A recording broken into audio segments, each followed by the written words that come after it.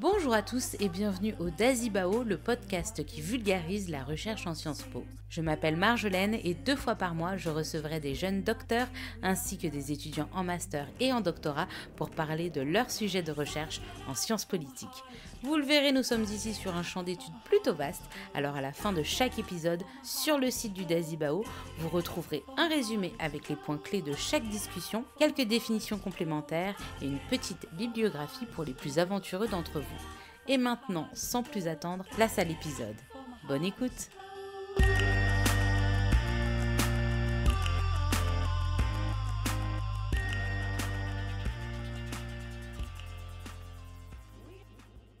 Bonjour à tous et bienvenue au Dazibao, le podcast qui vulgarise la recherche en Sciences Po.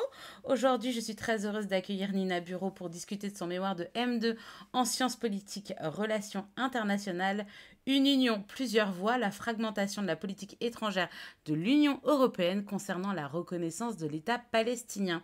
Nina a réalisé son mémoire sous la direction du professeur Christian Lequen à Sciences Po Paris. Bonjour Nina. Bonjour. Merci beaucoup d'être avec moi aujourd'hui pour me parler de ton travail de mémoire. Première question traditionnelle pour débuter tous les épisodes du Dazibao. J'aurais aimé savoir pourquoi tu as décidé d'étudier les sciences politiques et comment tu en es venue à traiter ce sujet en particulier. Déjà, merci de l'invitation. Par rapport à mon parcours, donc moi j'ai fait une licence de droit parcours Europe à l'université de Nantes. Donc c'est une licence qui allie à la fois du droit et un tronc commun en études européennes. Et après j'ai décidé de me retourner plutôt vers les relations internationales parce que je me voyais bien travailler plutôt dans la diplomatie ou dans le monde européen. Mon sujet, moi, comment j'ai eu cette idée, c'est que je voulais vraiment quelque chose qui tournait à la fois autour de la politique étrangère de l'Union européenne et aussi sur tout ce qui est les questions qui sont liées à la paix et au conflit dans le monde. Et donc, en suivant l'actualité, c'était assez simple. Soit c'était l'Ukraine, soit c'était le conflit israélo-palestinien. Et c'est plutôt vers ça que je me suis tournée parce que ça posait beaucoup de questions très intéressantes. Ouais. Et pourquoi plutôt le conflit israélo-palestinien et pas l'Ukraine, par exemple ? C'était quand même une appétence particulière. Mais en fait, moi, c'est que ça m'a beaucoup marqué en fait la différence de traitement entre l'Ukraine. On voit que du coup l'Union européenne réagit presque idéalement, arrive à prendre une place d'acteur international. Mais je trouvais ça presque plus intéressant quand on s'intéresse au conflit israélo-palestinien parce que c'est tout l'inverse. C'est un peu une sorte de dégringolade. Le terme est sûrement un petit peu fort, mais De on patates voit chaudes, on pourrait dire. La Palestine, c'est vrai qu'on ne sait pas. L'Ukraine, tout le monde était plutôt globalement, on va les aider, on s'oppose à Poutine, etc. Et la Palestine, comme on va le voir avec ton mémoire, c'est tout le monde qui est un peu, voilà, en fonction des politiques des pays et personne ne sait trop comment se positionner réellement, en fait. C'est ça, justement, ces différences entre les États membres, ça joue un rôle au sein de l'Union européenne, où l'Union européenne, en tant qu'acteur collectif, se retrouve totalement paralysée. Et je voulais un petit peu comprendre ça, pourquoi une dichotomie aussi importante entre l'Ukraine et Israël-Palestine. Ok, donc on a commencé un petit peu à l'aborder, mais c'est une question aussi traditionnelle. Sur quelle grande question, en fait, sur quel grand thème, sujet tu t'es questionné dans ton mémoire? Alors, du coup, les grandes questions de mon mémoire, c'est vraiment sur le fait que l'UE a toujours été un acteur très important, presque un des premiers supporters, je pense qu'on peut le dire, de la solution à deux États, que ça a vraiment joué un énorme rôle sur sa volonté d'être un acteur normatif, un acteur pour la paix dans le monde, etc. Et pourtant, le 7 octobre, il y a un malaise qui est clair et net, l'UE qui ne sait pas réagir. Et j'ai choisi plus spécifiquement la question de la reconnaissance dans ce sujet un petit peu plus vaste. Parce que même si ça pose des questions sur si c'est hors sujet ou pas, je pense que on va y revenir parce que ça pose la question de est-ce que la reconnaissance est une compétence de l'UE. Mais du coup, la reconnaissance, ça joue en fait sur la solution à deux États. Ça fait partie intégrante de la solution à deux États. Et ça fait partie intégrante du malaise qu'il y a aujourd'hui sur les différentes positions nationales. Ok, donc pour les auditeurs, pour qu'ils comprennent bien, ce qu'on appelle la solution à deux États, ce serait que sur un territoire donné, le territoire de Palestine, d'Israël maintenant. Enfin bon, je ne sais pas comment le définir, mais en gros qu'il y ait deux États qui se partagent ce territoire, en gros. Ouais, en fait, la solution à deux États, pour être un petit peu plus précis, hein, vraiment c'est vraiment mettre en valeur à la fois le droit d'existence de l'État d'Israël, mais aussi le droit à l'autodétermination du peuple palestinien, et donc que les deux aient des États, et les frontières qui sont retenues aujourd'hui, c'est les frontières de avant 1967, donc qui sont les frontières plus ou moins du programme de l'ONU de partition. Même si c'est encore quelque chose qui fait débat aujourd'hui, la solution à deux États, ce qu'elle est, ça serait ça. Ok. Et donc en matière de politique étrangère, comment ça se passe en fait au niveau de l'UE, histoire qu'on soit tous sur le même pied d'égalité en termes de connaissances. Comment elles sont prises les décisions? Alors déjà, la politique étrangère, la grande complexité au niveau de l'Union européenne, c'est que c'est un domaine qui est considéré comme régalien, où les États membres ont leur souveraineté. Pourtant, l'Union européenne, elle a graduellement gagné quelques pouvoirs, quelques compétences dans ce domaine, ce qui fait que ça crée un schéma un petit peu de décision qui est complexe. Le plus important, et ce qu'il faut comprendre, je pense que c'est que l'UE coexiste avec ses États membres, qui gardent un très gros contrôle sur les décisions qui sont prises par l'UE. Le schéma, il est vraiment, en tout cas sur la politique étrangère, comme nous on va l'entendre, sur cette question un petit peu de relation entre les États, c'est une méthode qui est intergouvernementale.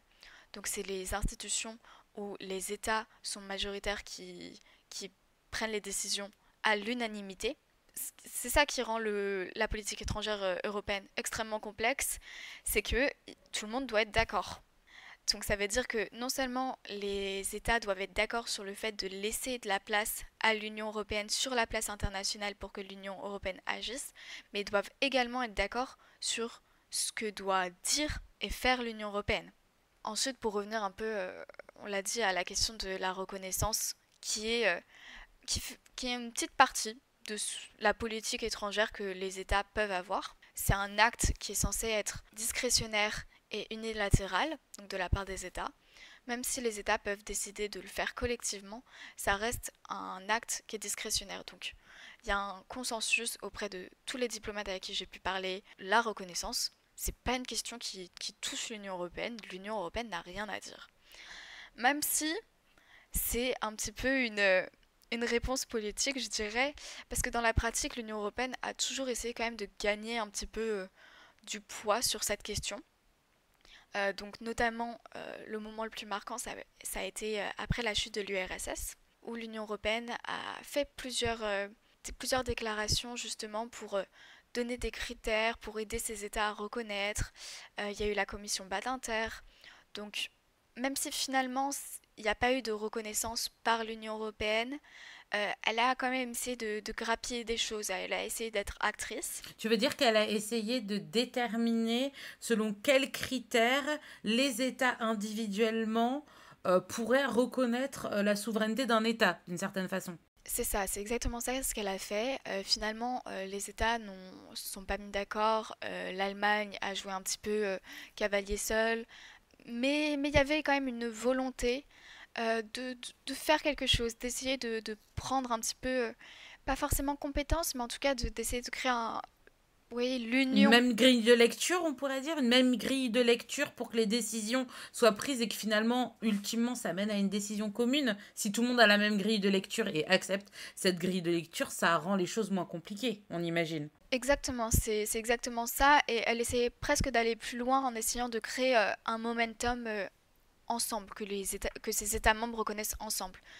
Pareil pour revenir en fait sur le fait que l'UE en réalité quand même a une pratique des reconnaissances, c'est que par exemple pour le Soudan du Sud, qui est l'État le plus jeune du monde, qui a été reconnu en 2011, euh, tous les États membres en fait ont reconnu par l'Union européenne.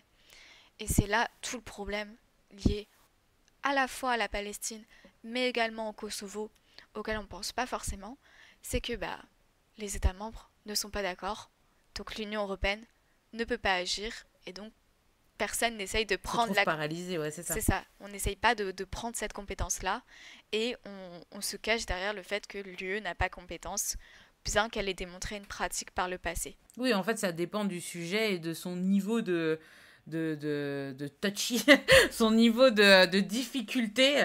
Que bon, la Palestine, on le sait, le Kosovo, on le sait, c'est quand même proche de l'Europe, avec plein de choses historiques liées aux pays européens. Donc c'est beaucoup plus compliqué pour les pays européens de se positionner. Ouais, au-delà de ça, le Soudan du Sud, c'était un cas assez facile qui répondait à tous les critères dont on a envie pour reconnaître un État, c'est-à-dire qu'il y a eu un référendum populaire, tout le monde dans le monde était à peu près d'accord, donc il y avait quand même beaucoup moins de difficultés, contrairement effectivement au Kosovo et la Palestine, qui sont deux cas vraiment à part. Ok. Est-ce qu'il y a d'autres sujets aussi qui restent souverains, à part la reconnaissance des États? Euh, En fait, c'est un petit peu compliqué parce que, comme on l'a dit pour la reconnaissance reste souveraine, mais en réalité, il y a quand même une pratique. Et ça va être un peu la même chose avec tout ce qui va être en termes de sécurité et défense. La sécurité et défense, l'Union européenne partage des compétences avec les États membres, mais sous réserve que les États membres soient unanimes. C'est pareil que la politique étrangère. Ok. Mais même quand ils ont qu'une seule voix, par exemple, là, on enregistre donc cet épisode le 21 août 2025, voilà, pour les auditeurs. L'Union européenne et certains pays européens se sont déplacés aux États-Unis avec Monsieur Zelensky pour rencontrer Trump pour discuter voilà, d'une solution à la guerre entre la Russie et l'Ukraine. Et malgré tout, même si c'est l'Union européenne, tout le monde, en fait, y va de sa déclaration, même s'ils sont plus ou moins tous d'accord. Il y a quand même, chacun fait valoir sa voix, la Finlande, Emmanuel Macron, etc., etc., même s'il y a une position quand même européenne. Donc, c'est pas totalement... tu vois, juste, on aurait pu envoyer madame, alors je ne sais pas dire son nom, mais voilà, celle qui, Ursula Van der Leyen, oui, là, c'est ça, c'est celle-là. On aurait pu l'envoyer toute seule et vas-y, sois la porte-parole, mais malgré tout, il y a quand même tout le monde qui a besoin d'être là pour faire valoir son positionnement, quoi. Donc il y a quand même toujours ce truc un petit peu, on parle d'une voix, mais on veut quand même s'affirmer individuellement. Ouais, bah, plusieurs choses, c'est que ça, je pense que ça décrit le mieux la politique étrangère de l'Union européenne, sur le fait que l'Union européenne a une politique étrangère, mais qui coexiste avec les États membres. En fait, dans les relations internationales, les pays veulent faire entendre leur voix, veulent avoir une crédibilité, une réputation internationale. Et donc pour ça, ils ont besoin de parler. Et c'est pour ça qu'ils ne se rangent pas toujours derrière l'Union européenne. D'ailleurs, ils vont plutôt se ranger derrière l'Union européenne quand l'Union européenne, ou quand ils ont une position qui est un petit peu moins, on va dire... Reluisante, c'est ça, exactement. voilà, c'est ça. Oui, voilà, quand ils ont une position un peu moins reluisante, bon, se cacher derrière l'Union européenne est un peu plus simple. Mais dès que c'est justement montrer que on est des acteurs de la paix, bah, les États veulent pouvoir garder ce prisme-là, ce rayonnement-là. Ce prestige, oui, parce que mine de rien, c'est regarder comme on a agi en faveur de... C'est presque Donald Trump qui veut son prix Nobel de la paix, tu vois, il faut absolument qu'il se mette en avant, on n'en est pas à ce niveau-là avec les pays de l'Union européenne, mais voilà, c'est pas un goal ultime, mais voilà, il y a un peu de ça où c'est toujours amélioratif de se montrer comme la personne qui a réussi à régler un conflit, quoi. Exactement, et on verra beaucoup ça sur la question Israël-Palestine. En réalité, il y a aussi eu beaucoup ça dans l'histoire. Je pense qu'on n'aura pas le temps de revenir sur tout, mais effectivement, il y a cette volonté d'un petit peu être celui ou le pays qui permettra la résolution d'un conflit qui dure depuis des décennies et peut-être bientôt un siècle. Ouais, avec toi donc du coup comme on l'a dit, donc on va parler de la reconnaissance en fait de l'État palestinien et en fait donc on a parlé de cette grille de lecture de reconnaissance d'un État. Quels sont les critères pour reconnaître un État? En réalité, il n'y a pas de critères, c'est discret et c'est discrétionnaire. En fait, ça va être plutôt une sorte de faisceau d'indices. La reconnaissance, en tant que telle, elle se définit par reconnaître un fait qui est existant. Donc on reconnaît le fait que l'État est existant. Donc pour ça, évidemment, ça doit être un État. Donc on suit la Convention de Montevideo, population, territoire, gouvernement.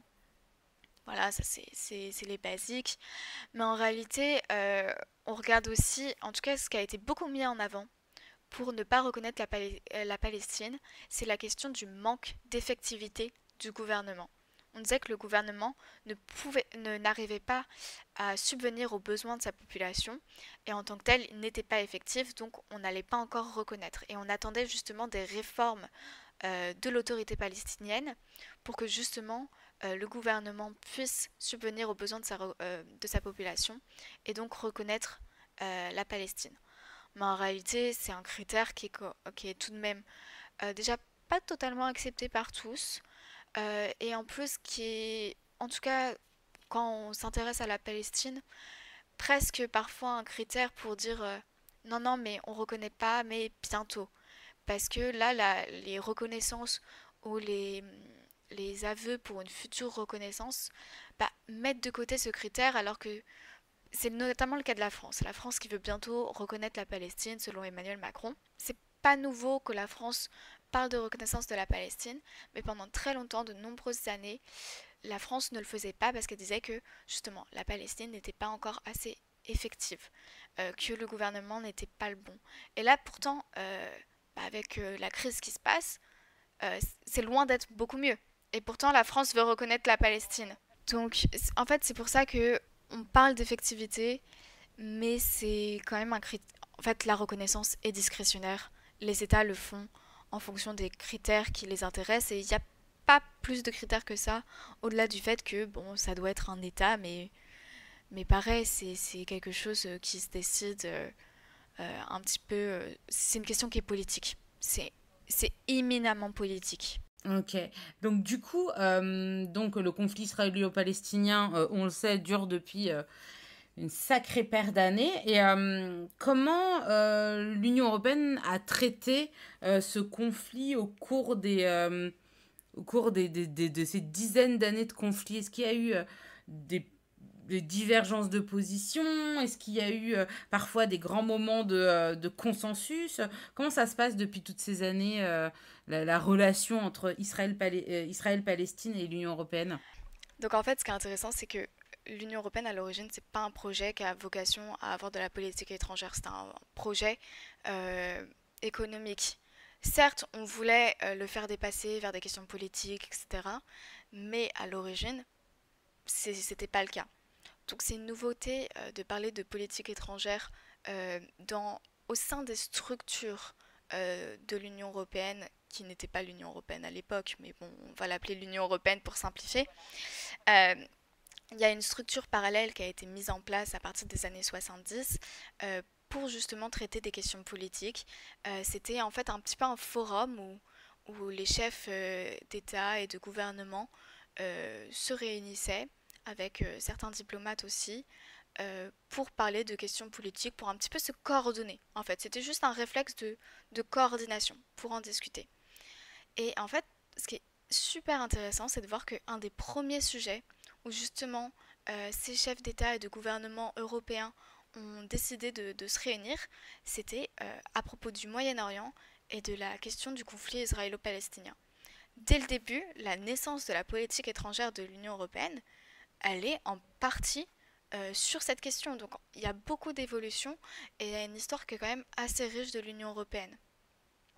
Je pense que le point peut-être le plus important, ça va être la déclaration de Venise en 1980, où même si elle l'avait déjà dite avant, c'est vraiment le moment où l'Union européenne, qui n'était pas l'Union européenne, mais voilà, L'ancêtre de l'Union exact, européenne. l'ancêtre de l'Union européenne, se fait voix de la solution à deux États, presque crée la solution à deux États, hein, c'était pas forcément une évidence comme solution politique.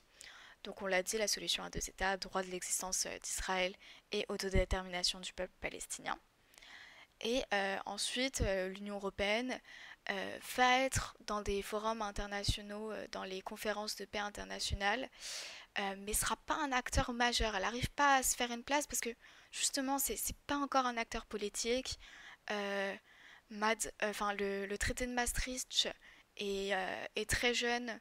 On n'a pas encore toutes les formes politiques pour pouvoir justement jouer un rôle.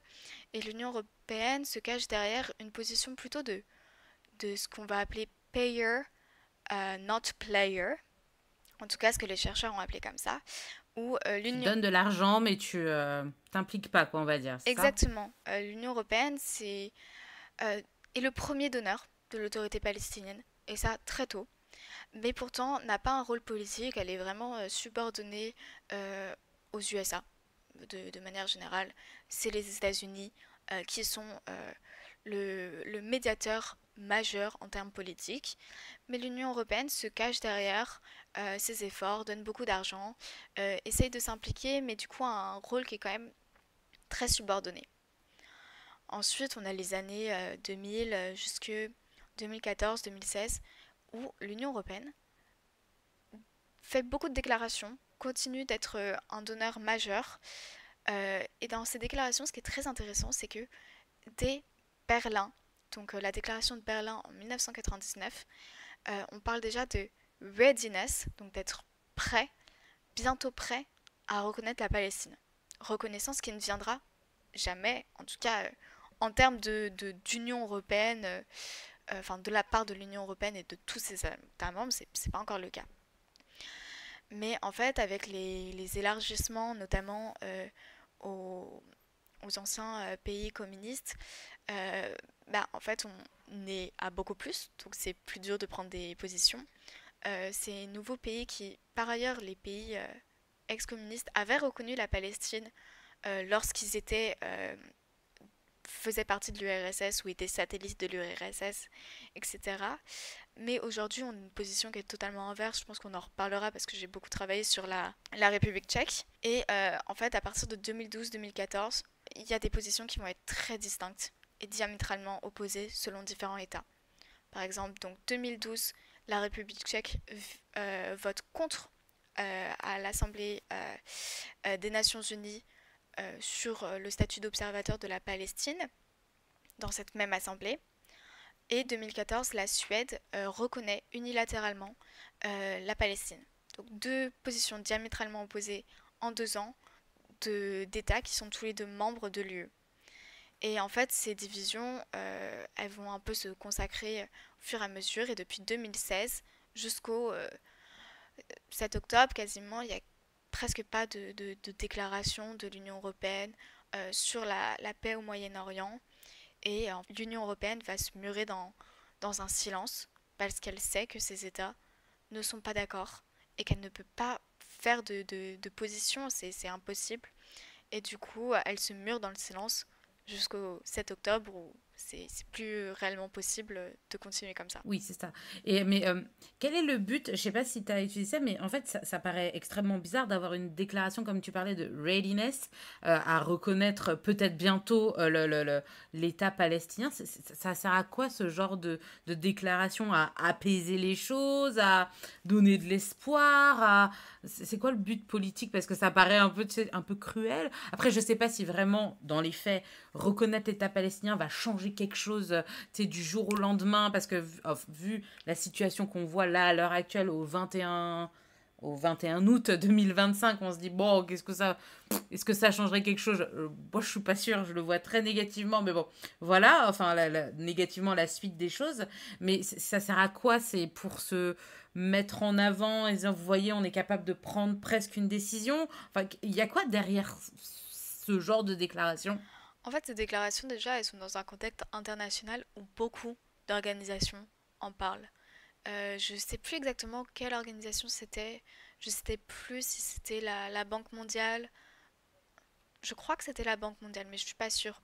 Où déjà, ça commençait un petit peu à parler de justement le fait que les services étaient de mieux en mieux à l'autorité palestinienne et que du coup, justement, ça c'était, on parlait pour la Palestine, on parle beaucoup de la question d'effectivité pour reconnaître.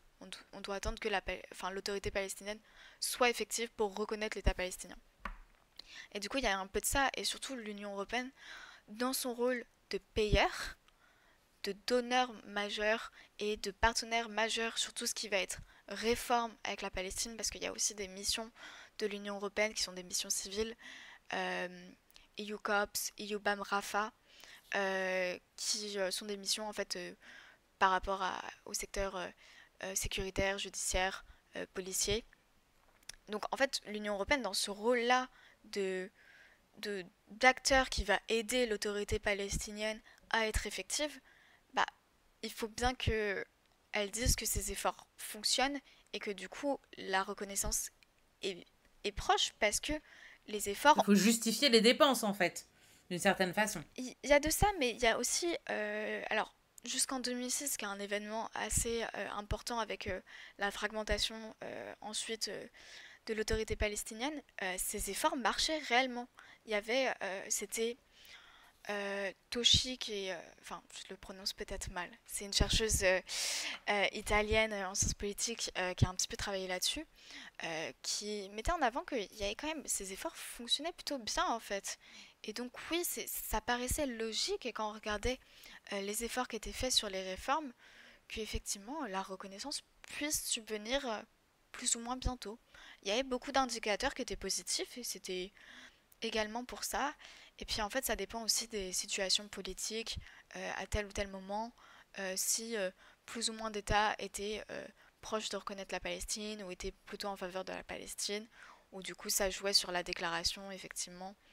Je sais que par exemple, il y a aussi des déclarations qui ont été faites, je crois que c'est la déclaration de Séville, où justement c'était un moment où l'Espagne était présidente du Conseil européen et du coup mettait vraiment le dossier palestinien sur la table. Ça dépend un petit peu aussi de qui était le leader ou avait une position de leader au sein d'une institution européenne et du coup mettait tel ou tel dossier en avant. Et il y a de ça aussi un petit peu. Ok. Donc toi, pour montrer la multiplicité des voix, tu as étudié donc le positionnement de 4 pays donc face à la Palestine, donc la France, l'Allemagne, la République tchèque et l'Espagne. Ah oui, tu nous as parlé de la Suède tout à l'heure qui avait reconnu unilatéralement la Palestine. Pourquoi ce choix? Pourquoi ces 4 pays en particulier?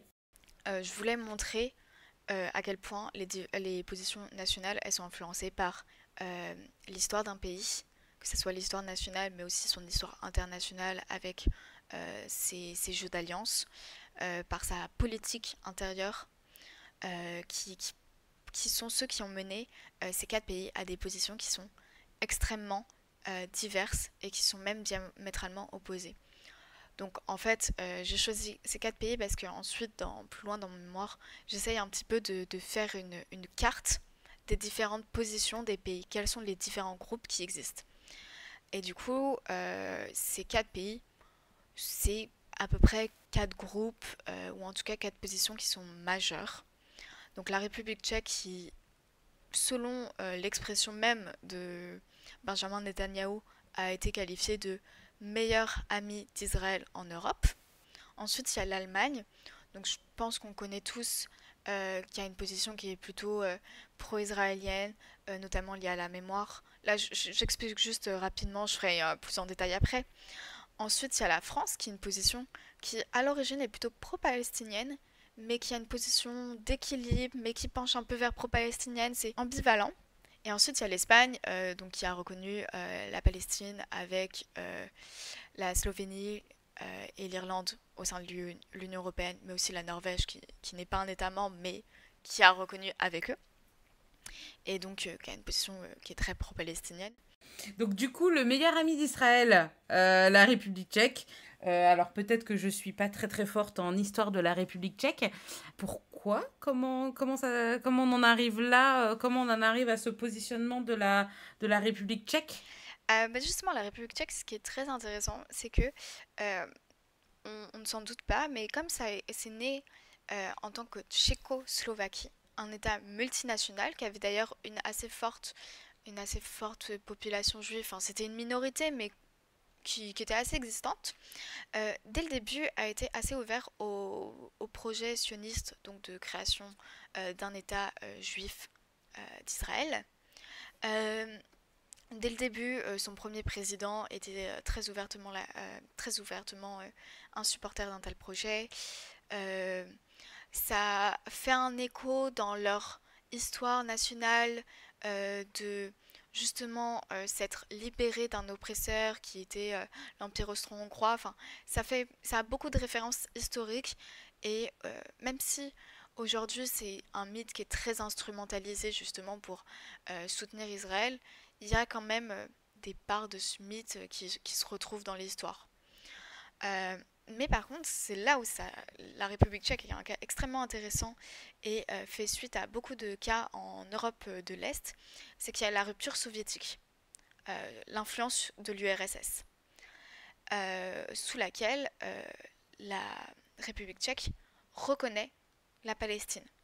L'URSS a eu un désaccord avec Israël quand elle a vu que Israël n'allait pas dans son camp et a préféré se tourner vers les États-Unis. Donc il y a une rupture totale de l'URSS envers Israël et donc un rapprochement évident vers la Palestine, qui a culminé avec la reconnaissance de la Palestine en 1988 chez oui, je pense, tous les pays. Ils ont suivi en fait la voie de l'URSS. Enfin voilà, ils ont tous reconnu en même temps. Pas exactement en même temps, c'était à quelques jours près, mais oui, en gros, ils ont profité du momentum qui était la déclaration de Yasser Arafat pour reconnaître la Palestine sous influence de l'URSS.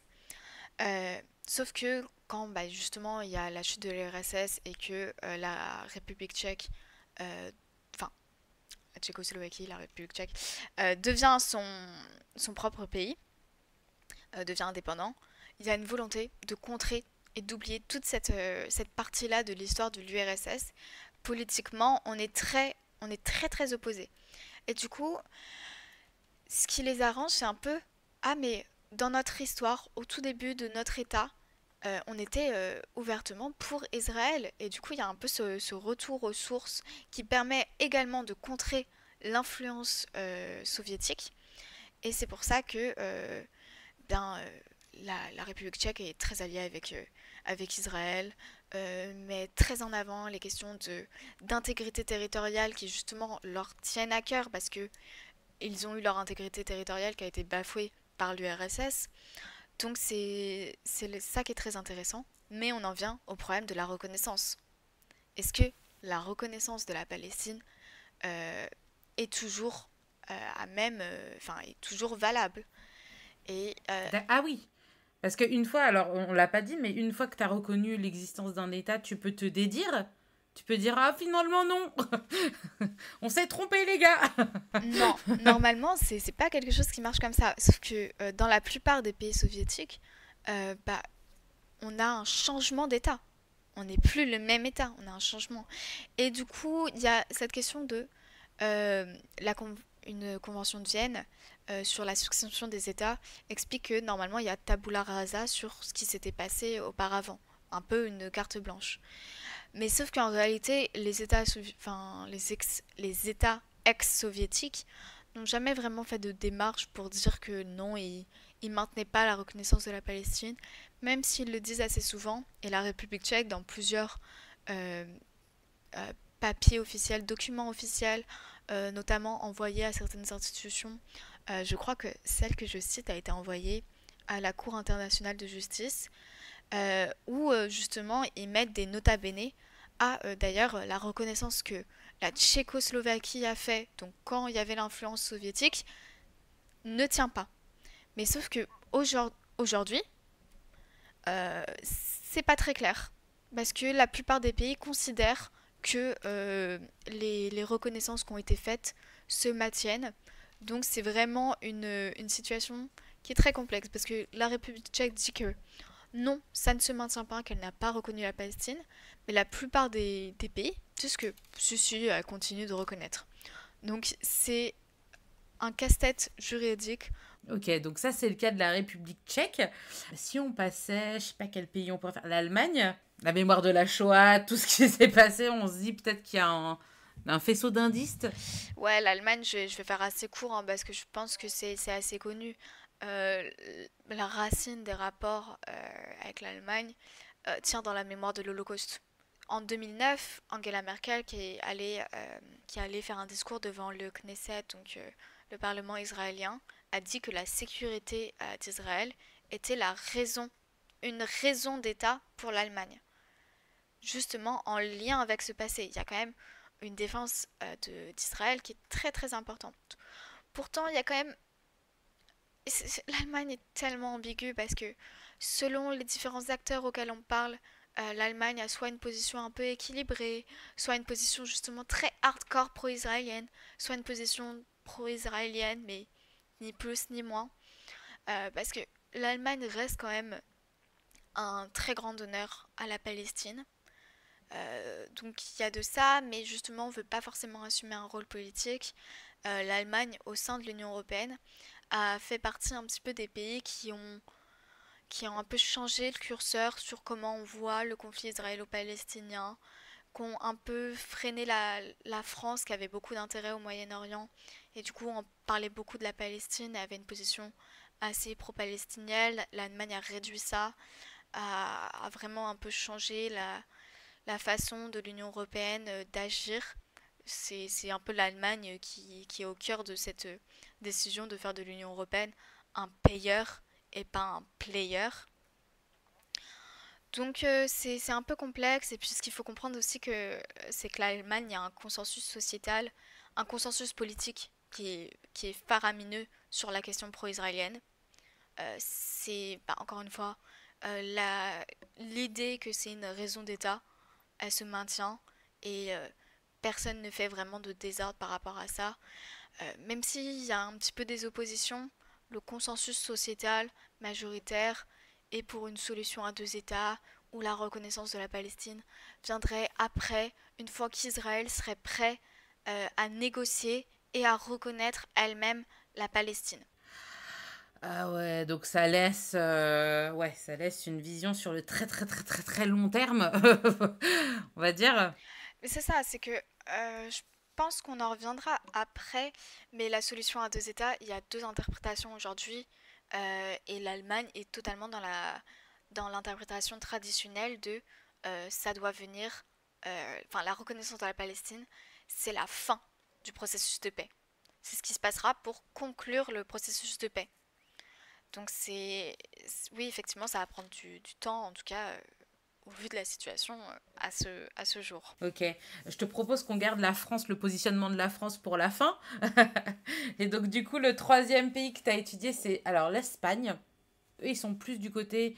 ils ont reconnu, tu l'as dit, l'État palestinien en même temps que la Norvège et C'est d'autres pays ça. que tu as cités dont je ne me souviens plus. Oui, bah, l'Espagne aujourd'hui fait figure de proue un petit peu dans le groupe pro-Palestine hardcore, ce que j'ai appelé hardcore dans ma carte, parce que justement a reconnu la Palestine et un très gros advocate. Je suis désolée, C'est quoi, est très investi dans la défense de la reconnaissance de l'État palestinien, on va dire. C'est ça, exactement. Donc le 28 mai, l'Espagne a reconnu en même temps que l'Irlande, donc un pays de l'Union européenne, et la Norvège, qui n'est pas de l'Union européenne, et avec la Slovénie qui a reconnu, bon, pas exactement le 28 mai, mais c'est du pareil au même, parce qu'il y avait eu des négociations entre eux, justement. Euh, la, la- Pourquoi j'ai choisi d'étudier l'Espagne, c'est que l'Espagne était un cas un petit peu plus complexe, un peu plus intéressant par rapport à l'Irlande. Donc je me suis intéressée à pourquoi l'Espagne, qui est en plus un pays très gros, comme l'Allemagne et la France, qui a un pouvoir administratif très gros et ce qui lui permet de peser dans les décisions de l'Union européenne. Du coup, l'Espagne, en fait, ça vient des Franco, il y a une politique qui est très arabe. Et en fait, même après Franco, là où par exemple en République tchèque, après le renversement de la dictature, on contre tout, après Franco, on contre pas tout. On reste sur une politique et une tradition qui est plutôt arabe parce que, du fait des alliances historiques de l'Espagne, il y a quand même une politique arabe. Juste, on rebalance un peu la relation avec Israël. C'est là où il y a un début de la relation avec Israël. Sous justement l'égide de l'UE, l'Espagne rencontre une position qui est un peu plus équilibrée, mais qui reste assez pro-palestinienne. Il y a un consensus politique qui est assez fort. Il y a une résolution qui est passée. Il n'y a eu que deux voix contre le fait de reconnaître même si c'était pas la reconnaissance en tant que telle, c'est pas l'acte qui a permis la reconnaissance, mais c'est quand même au Parlement, il y a eu un vote des députés où, excepté 2 voix contre et je ne sais plus combien d'abstentions, mais moins de 5, ça j'en suis certaine, un consensus majeur politique pour appeler à la reconnaissance de la Palestine dans certaines conditions, notamment un accord de l'Union européenne. Enfin, il y a quelques conditions, mais en gros pour la reconnaissance de la Palestine future. Et pourquoi le 28 mai 2024 la reconnaissance de la Palestine par l'Espagne et d'autres.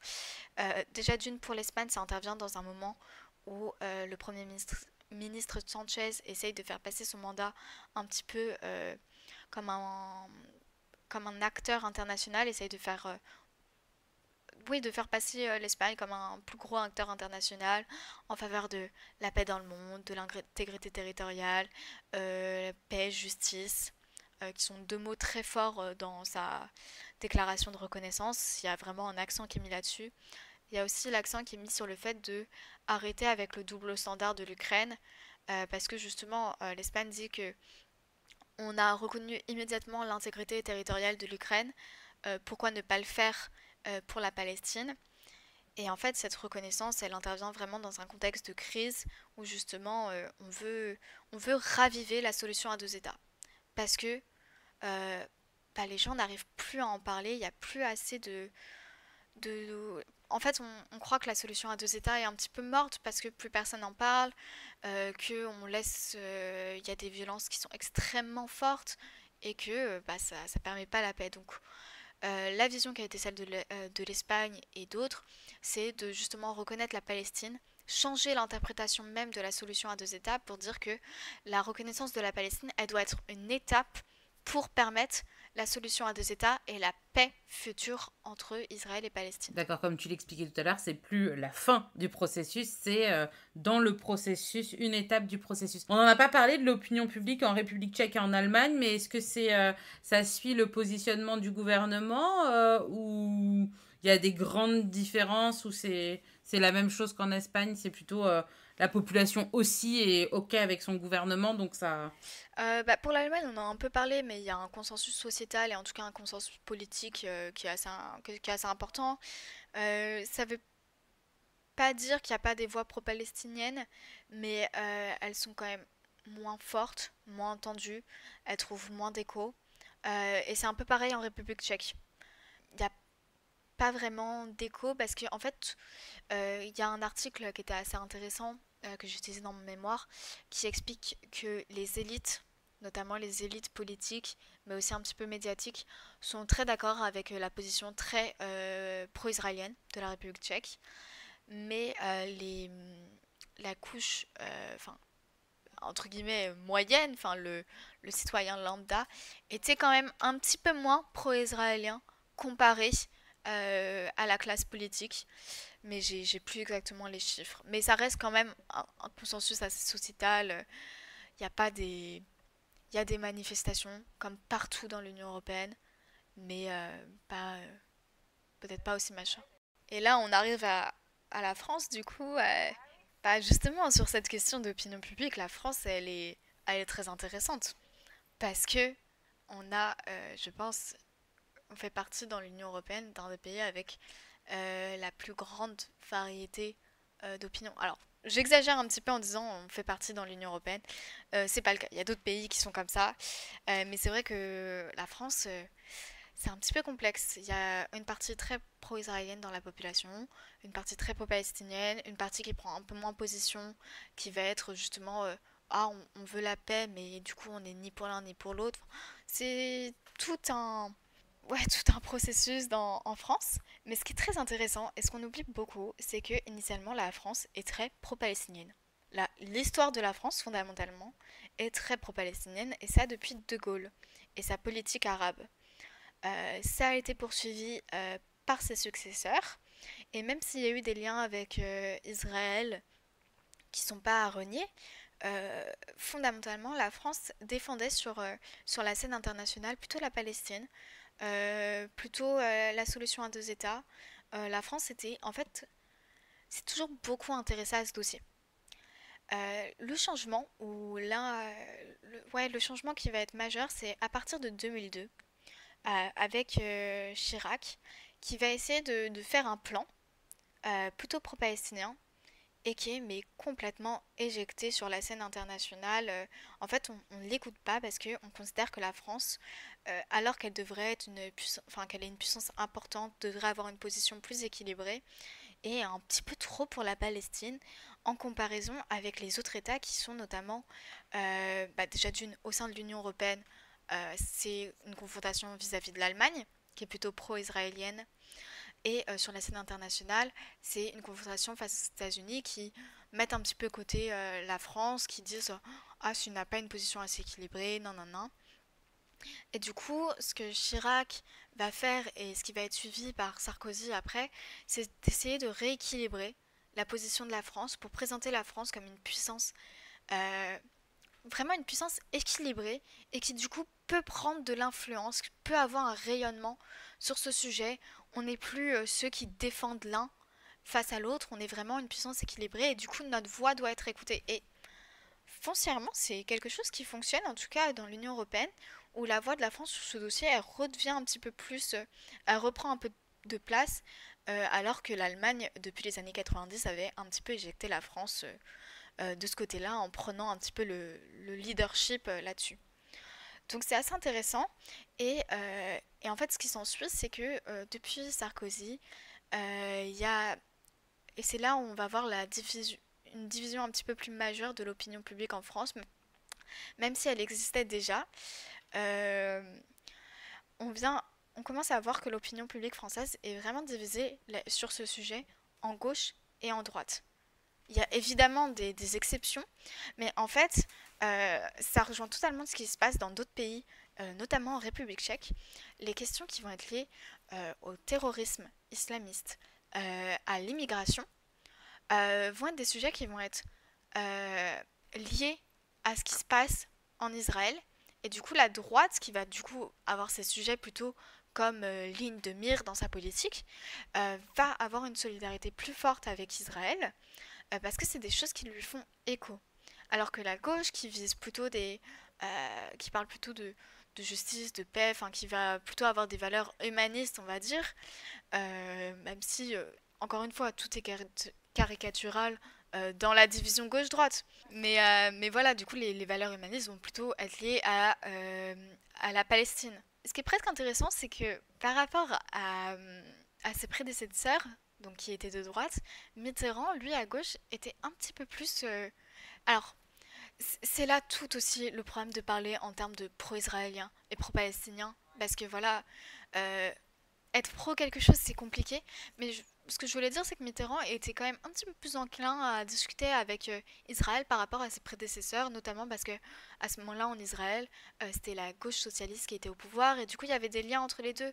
Donc, c'est ça qui est aussi intéressant, c'est de voir que gauche-droite, qui est une division qui se voit aujourd'hui, qui est très concrète, je pense, n'existait pas auparavant, ou peut-être n'était pas inversée, mais du coup, il y a des échanges et ça montre bien que la division aujourd'hui qui est mise en avant est très artificielle et vient de débats sociétaux qui sont en fait qui sont français. Enfin, on, comment on voit des questions politiques françaises a joué un rôle sur la vision des citoyens dans ce conflit israélo-palestinien. Là, il y a eu, comme on l'a dit, c'était là au cours du mois de juillet ou août, donc une déclaration récente de Emmanuel Macron qui a dit qu'il allait reconnaître l'État palestinien, donc à un moment stratégique.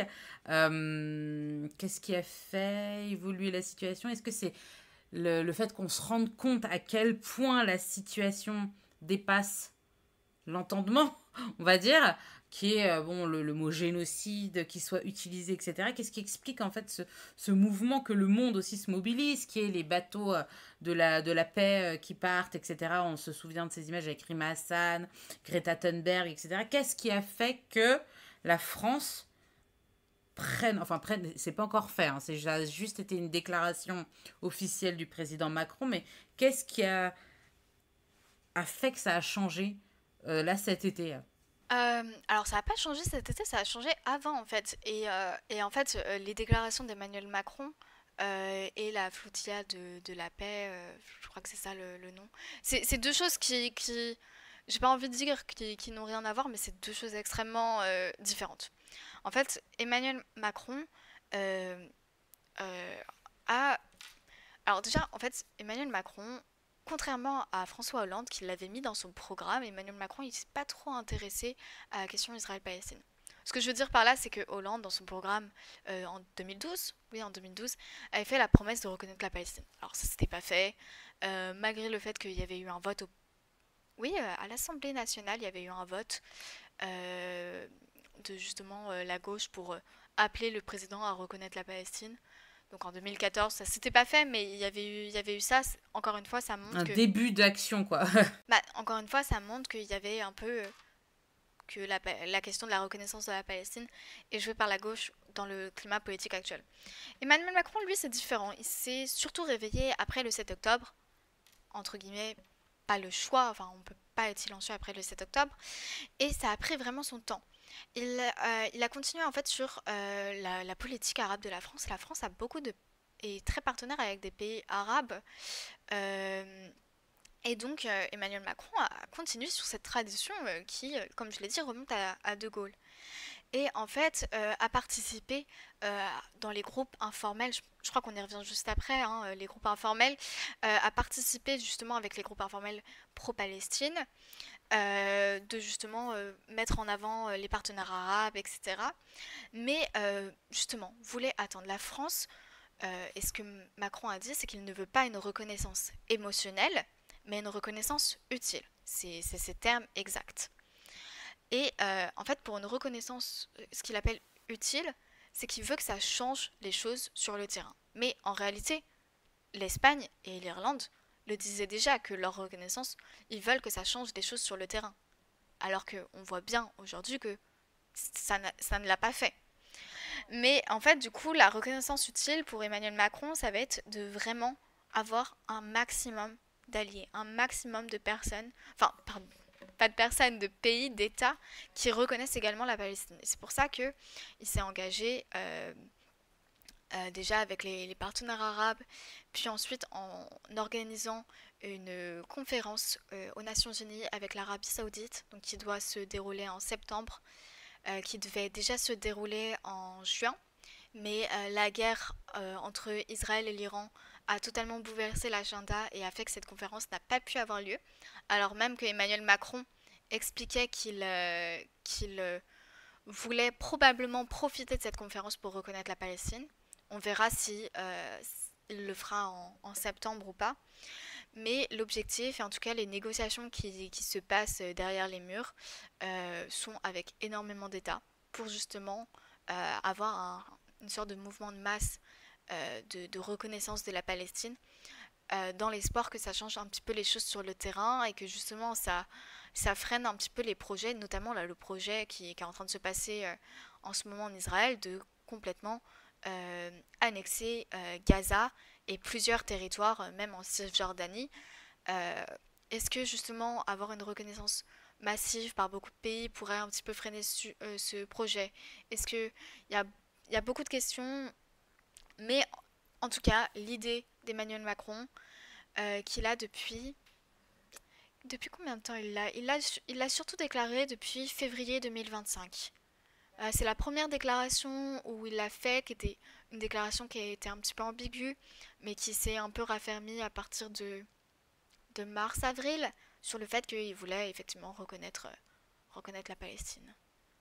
Ok, parce que tout à l'heure, j'aimerais revenir là-dessus quand tu disais que la flottille de la paix et Emmanuel Macron n'ont rien à voir. Alors, je suis d'accord avec toi, mais est-ce que malgré tout, le fait qu'il y ait de plus en plus, tu vois, de manifestations, de peut-être d'opinion publique qui soit de plus en plus dans la dénonciation des crimes de guerre, de génocide, des exactions qui ont lieu à Gaza, plus cette flottille de la paix, plus tout ce qui est, voilà, tout ce qu'on voit en ce moment dans l'actualité. Est-ce que, mine de rien, ça ne pousse pas Emmanuel Macron à peut-être cette info de potentielle reconnaissance était pas passée inaperçue pour les gens qui s'intéressent au sujet en profondeur comme toi, mais est-ce que ça n'oblige pas à un moment donné à être beaucoup plus affirmatif et dans le déclaratif et dans l'affirmation de ses positionnements qu'avant?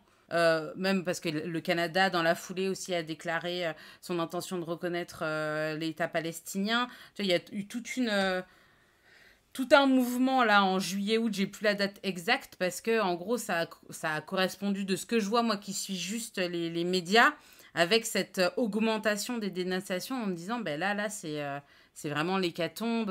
Donc en fait, il faut parler parce que j'ai l'impression qu'on a aussi une vision de il n'y a pas grand chose qui se passe. Qu'est-ce qu'on peut faire pour arrêter?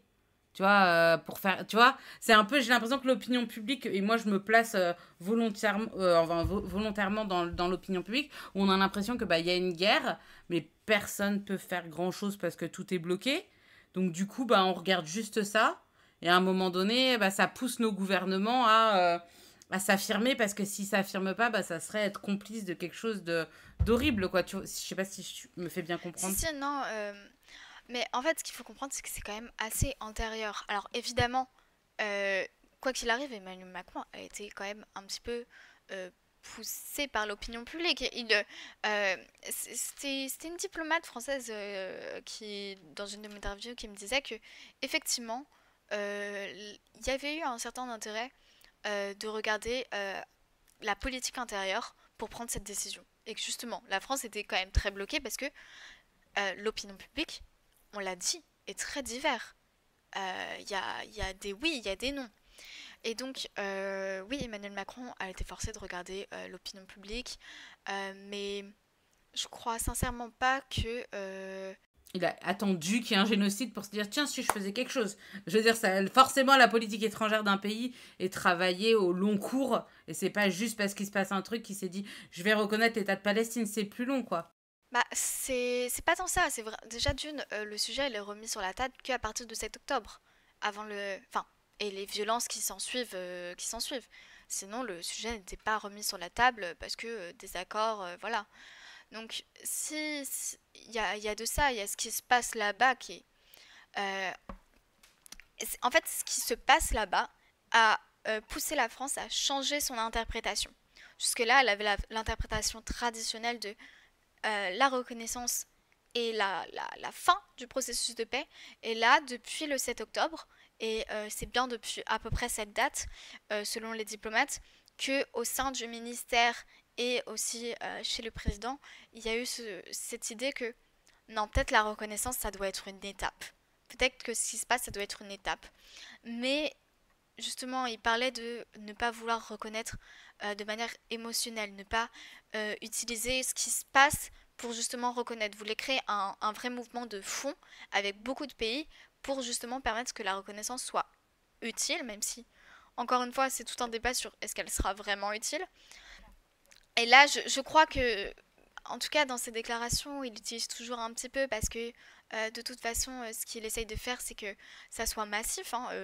La déclaration du Canada, en réalité, les négociations avec notamment la France et les discussions, elle est antérieure. Elle est antérieure parce que justement, il y avait la préparation de la conférence. La conférence aurait dû se passer en juin, aurait dû se dérouler en juin, donc les discussions étaient déjà faites. Mais certains attendaient justement en juin pour faire les déclarations. Et là, avec la situation qui est de plus en plus pressante, avec justement cette peur d'un projet d'annexation qui va justement à l'encontre d'une possibilité même de reconnaissance, enfin, pas d'une possibilité même de reconnaissance, mais c'est diamétralement opposé et ça met en danger euh, la possibilité d'un État de Palestine euh, plus qu'avant, alors que c'était déjà pas gagné. Oui, l'opinion publique a joué, pousse à faire plus de déclarations. Ouais. Et est-ce que sur le positionnement, parce que là, la France, on est dans notre pays, donc on voit ça, mais est-ce que les dernières déclarations de la France, parce que c'est soutenance, on va dire, mais pour la République tchèque, l'Allemagne et l'Espagne, sujet réglé, voilà, on a reconnu l'État de Palestine, mais est-ce que tu t'es intéressé là depuis à ce que avait pu changer dans le positionnement des pays de l'UE? et dans les déclarations de l'Union européenne depuis. Alors oui, je m'intéresse un peu de loin, la République tchèque, ça change pas trop. L'Allemagne, elle est toujours dans une position un peu compliquée. En fait, elle veut pas se mettre à dos et contrer Israël. Elle sent, enfin, elle peut pas vraiment. Mais en même temps, elle peut pas non plus le laisser faire. Elle est censée être défendre la paix, elle est censée défendre plein de choses et du coup il y a une certaine dissonance. Donc je peux pas dire. Je pense que ce qui va permettre de voir les plus gros changements et ce qui se passe vraiment dans l'Union européenne, ça va être en septembre la conférence. Ça, je pense que ça peut être un événement important et à voir s'il n'y a pas d'autres choses qui vont se passer, d'autres réunions qui vont être sur les dirigeants européens, mais il y a en gros aussi une très grosse concurrence entre Ukraine, enfin le dossier Ukraine et le dossier Israël-Palestine. Et en fait, si on se focus sur l'Ukraine, alors c'est un sujet évidemment important, mais on se focus moins sur Israël-Palestine en retour. Il n'y a pas le temps de faire les deux. Donc pour l'instant, en tout cas, ce qui est très médiatique sur ce qui se passe dans l'Union européenne aujourd'hui, c'est face à l'Ukraine, pas vraiment face à Israël-Palestine. Même, et d'ailleurs, il y avait eu un certain silence au niveau de la, quand il y a eu la flotilla, quand Rima Hassan, députée européenne, j'ai pas entendu de réaction de l'Union européenne. Donc c'est quand même assez révélateur de malaise qui, a priori, n'ont pas disparu.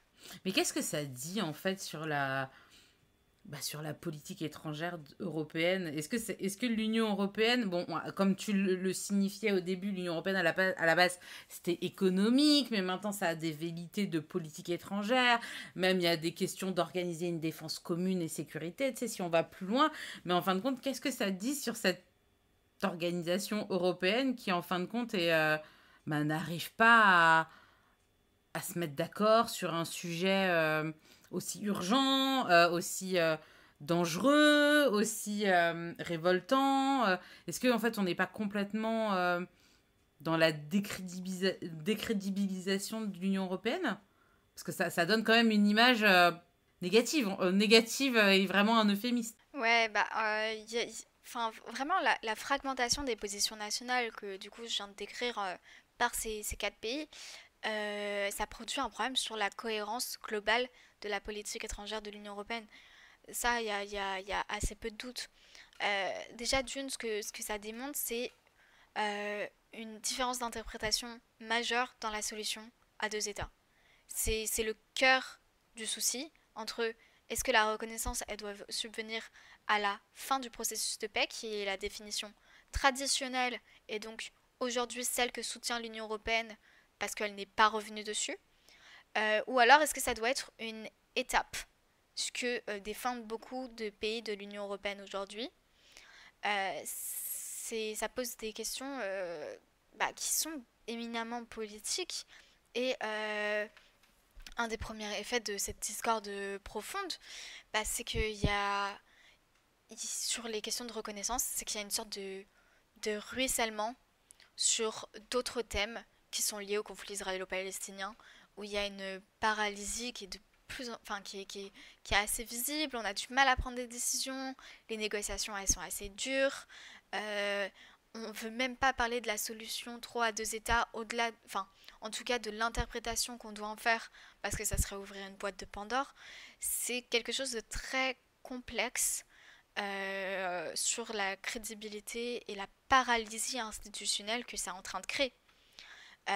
Et évidemment, ça a l'effet d'une perte de crédibilité sur la scène internationale parce que l'Union européenne qui essaye de gagner une place en tant qu'acteur international alors que c'est quelque chose qui lui a un peu... On lui a longtemps dit que ça devait pas être un acteur international. Enfin, il y a toujours eu des débats là-dessus. Et là, quand l'Union européenne essaie de gagner de la place avec l'Ukraine, ça marche formidablement bien parce que les pays sont d'accord. Et Israël-Palestine, c'est la dégringolade, paralysie institutionnelle, euh, manque d'unité sur la scène internationale. Et sauf que ça a un impact sur la possibilité de l'Union européenne d'agir dans le futur. Donc c'est pour ça qu'il y a aussi cette concentration sur le dossier ukrainien, je pense. c'est que justement ça peut montrer l'Union européenne sous un beau jour, là où le dossier israélo-palestinien, pas tellement. Ou en tout cas c'est complexe. Et une autre chose qui est assez intéressante, c'est que cette fragmentation des positions nationales, euh, elle conduit à l'écartement et au sous-classement du niveau européen. C'est-à-dire que comme on l'a dit avec la France, la France, elle a d'abord regardé sa politique intérieure, elle a regardé son opinion publique, et tous les États ont fait pareil, ont regardé un petit peu ce qui se passait dans leur pays, et du coup se sont beaucoup intéressés à leur niveau national. Et ensuite, ils sont partis sur la scène internationale pour en parler, parce que justement, ils savaient qu'il n'y avait pas d'accord au sein de l'Union européenne, donc ils ont complètement évincé ce niveau-là. Et ils ont un petit peu évincé cette scène européenne où ils ont très peu parlé, ou alors ils ont parlé de sujets un petit peu moins importants ou un petit peu plus évidents où ils pouvaient avoir du consensus. Ils ont préféré se retourner vers la scène internationale, vers d'autres pays. Et c'est un certain problème pour l'Union européenne parce que le niveau européen est généralement un espace de socialisation très important chez les fonctionnaires qui permet justement d'arriver à beaucoup plus de consensus parce que les fonctionnaires, qu'ils soient des diplomates nationaux mais aussi des fonctionnaires européens, connaissent les codes entre eux, peuvent discuter, peuvent échanger, peuvent être honnêtes sur la position de leur propre pays pour justement essayer d'avoir des grilles de compréhension. Et ce niveau-là, il a été, en tout cas moi ce que je voyais, c'est qu'il a été un petit peu évincé au profit des autres niveaux. Alors certes, il y avait toujours des négociations, des discussions au niveau européen, mais elles étaient quand même un petit peu moins majeures sur, par exemple, l'Espagne, euh, l'Irlande, la Norvège, mais la Slovénie aussi, enfin, la Norvège, même si elle n'est pas un État membre, voilà, euh, ils utilisaient quand même d'être à des sommets pour discuter à la fin de ces sommets entre eux. Et du coup, en fait, on évite un petit peu cette scène européenne et ça peut être un certain danger pour la crédibilité de l'UE et sa capacité institutionnelle future. Ouais, alors j'ai deux questions. Donc d'abord, une question un petit peu globale. Pour que on améliore, que l'Union européenne améliore, en fait, c'est plusieurs questions en une. En fait, pour qu'on améliore notre politique étrangère sur certains sujets, de toute façon, je pense que ça dépendra toujours des sujets, mais euh, qu'est-ce que tu penses, quelles réformes doivent être pensées pour... est-ce que, par exemple, cette fameuse règle de l'unanimité, c'est quelque chose qui joue contre la crédibilité de l'Union européenne? Est-ce que c'est nécessaire ou est-ce qu'il faudrait revenir dessus? Est-ce qu'il y a des pistes de réflexion sur comment faire que l'Union européenne soit un acteur international crédible? Ou alors est-ce que c'est juste propre au conflit israélo-palestinien et ça s'explique par d'autres éléments? Et ensuite, oui, j'aimerais revenir donc dans un deuxième temps sur justement ces groupes informels et donc ce qu'ils ont permis de mettre en place. Est-ce qu'il y a eu une action concrète post-réunion de ces groupes informels et surtout aussi qu'on fasse un point sur globalement, en majorité, les pays européens, ils sont sur quel positionnement? Les réformes, c'est très compliqué. Déjà, depuis Lisbonne, on n'a pas de traité majeur, parce que justement, c'est presque impossible. Là, les États sont trop opposés, on ne saurait pas trop quoi faire. Il y a vraiment... la possibilité de réforme, elle est assez faible aujourd'hui, alors que oui, il doit y en avoir besoin. Ensuite, sur la question de l'unanimité, en fait, on ne changera pas le fait que l'Union européenne, ou en tout cas pour l'instant les États membres sont certains là-dessus, l'Union européenne est pas censée être un acteur de politique étrangère majeur. Il coexiste avec les États membres. Donc on ne va pas remettre en question l'unanimité. Je le vois vraiment pas dans un avenir proche en tout cas, parce que c'est une prérogative des États membres et les États membres n'ont pas envie de voir l'institution prendre des décisions qui vont à son encontre, alors en signant notamment de leur État. Par ailleurs, il y a quand même des certaines, on l'a vu très récemment là pour l'Ukraine, où je crois que c'est la Hongrie qui n'a pas signé. Voilà, il y a des déclarations qui sont possibles, mais qui ne sont pas au nom de l'Union européenne, mais qui sont au lieu des 27 États, de 26 États. Donc c'est des choses qui sont possibles, mais l'unanimité pour prendre une décision de l'Union européenne, ça, ça, ça, se, ça reviendra pas en cause en tout cas. Je pense pas qu'il y ait une réforme qui est possible. Ce qu'on voit, c'est que ça apporte plusieurs limites en fait. La première limite, c'est qu'on voit un renforcement des initiatives nationales. Donc on l'a dit, l'Espagne, l'Irlande, la Slovénie qui reconnaissent la Palestine, la Suède qui l'avait fait avant, même si il y a une volonté dans leur décision d'entraîner des États à les suivre, bah, pour l'instant, ils l'ont fait quand même unilatéralement parce qu'ils savaient que l'Union européenne n'avait pas sa place. On va y revenir juste après dans ta deuxième question sur les groupes informels. Pareil avec ce que fait Emmanuel Macron en étant coprésident d'une conférence internationale avec l'Arabie Saoudite. Bah, son but, c'est de remettre la France au centre de la scène internationale parce que l'Union européenne n'arrive pas à prendre sa place. L'Union européenne, elle est masquée là-dessus. Donc bah, les États, ils vont essayer de rattraper du prestige international, ça reste une de leurs prérogatives majeures. Donc ça questionne sur la crédibilité et la cohérence de l'Union européenne en tant qu'acteur collectif. Et c'est là où il y a la grosse différence avec l'Ukraine, encore une fois.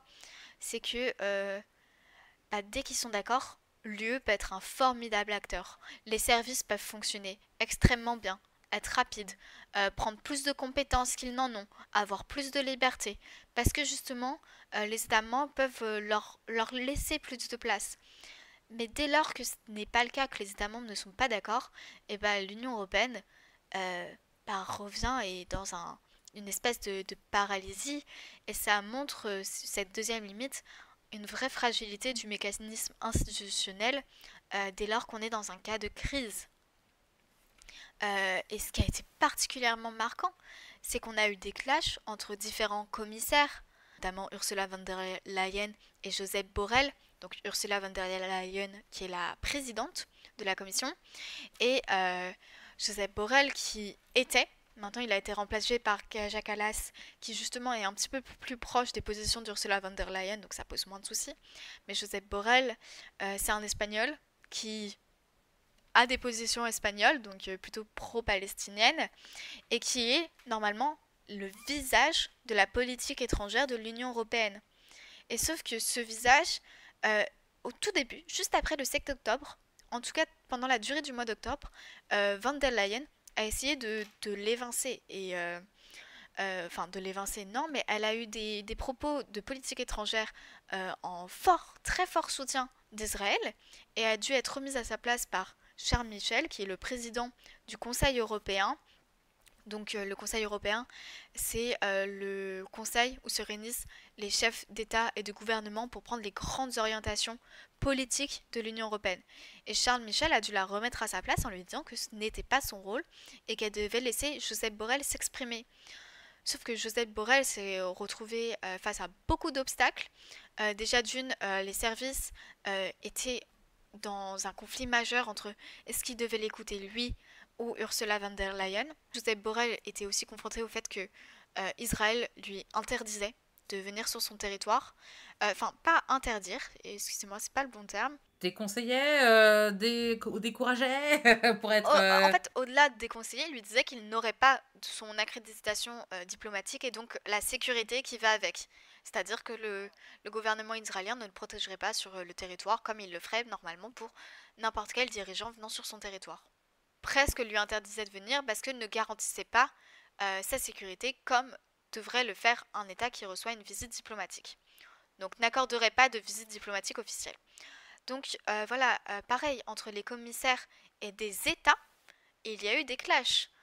Par exemple, le commissaire hongrois, Varhelyi, a dit sur Twitter, comme ça, pas longtemps après le 7 octobre, que l'Union européenne arrêtait toute aide, qu'elle soit humanitaire ou pas humanitaire, parce que c'était juste aussi l'aide, enfin, les dons faits à l'autorité palestinienne, arrêtait tout ça, voilà, sans plus, sur Twitter, a annoncé comme ça.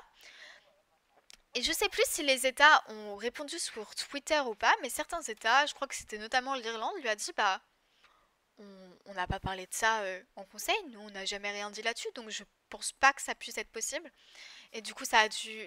Gros... Ouais, vraiment, publiquement, gros Puis problème. l'image que ça donne, quoi. C'est ça, Super. déjà le recadrage d'Ursula von der Leyen par le président du Conseil, ça donne pas une très bonne image. Ça montre bien que c'est le bordel, hein. Je pense que l'expression est bonne. Pareil, Joseph Borrell s'est confronté à vraiment, à la fois publiquement, mais aussi dans des réunions privées, donc qui c'était pas des choses qui ont été médiatisées, mais certains interviewés m'ont parlé, mais Joseph Borrell a reçu des propos qui n'étaient pas très sympas de certains chefs d'État qui le remettaient un peu à sa place en disant non mais t'es trop pro-palestinien selon nous, t'as pas à dire ça, voilà. Donc c'est quand même un climat qui était extrêmement tendu et donc ça c'est le au niveau politique, donc au niveau supérieur, climat extrêmement tendu, mais ça a un impact sur les niveaux inférieurs, donc au niveau des services, des fonctionnaires qui étaient complètement bloqués dans une enfin, enchevêtrés dans des problèmes entre des États qui veulent pas qu'ils fassent ça, des commissaires qui sont pas d'accord. Enfin, comment on peut prendre une décision dans dans des conditions comme ça? C'est extrêmement complexe. Et ça révèle en fait un problème de ce que un de mes interviewés a parlé de noyauté politique quand on s'intéresse aux problèmes institutionnels de l'Union européenne. C'est-à-dire que d'une part, il y a une présidentialisation autour de la présidente de la commission, qui a de plus en plus de pouvoir et en fait le collège des commissaires lui est un petit peu subordonné. Et un autre problème, c'est que ça montre bien que le service diplomatique de l'Union européenne traverse une crise et une situation très compliquée et n'a pas les outils pour répondre à des situations de crise. Est bloqué entre des États qui sont trop différents et en fait n'est pas normalement un outil pour faire discuter les États et les faire négocier entre eux. C'est pas son rôle. Son rôle, c'est plutôt d'être une des voies, de créer les documentations pour l'Union européenne. Et là, il se retrouve un petit peu dans des conflits. Donc ça pose des questions sur quel est ce rôle du service européen de l'action extérieure. Beaucoup de questions sur tout ça. Ok, et donc les attaques du 7 octobre, déjà, on pouvait avoir une ambiance un peu tendue ou des choses qui n'étaient pas assez évidentes dans comment mener la politique étrangère. Et un événement comme les événements du 7 octobre 2023 rajoute des couches de complexité sur déjà de la complexité qui en fait n'aident pas à trouver une solution pour mener une politique étrangère cohérente, on va dire. Ouais.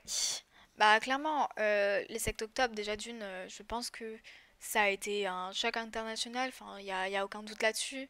Les, at- enfin, les violences qui s'ensuivent d'ailleurs à Gaza et qui font état d'une véritable guerre, tout ça est extrêmement inquiétant.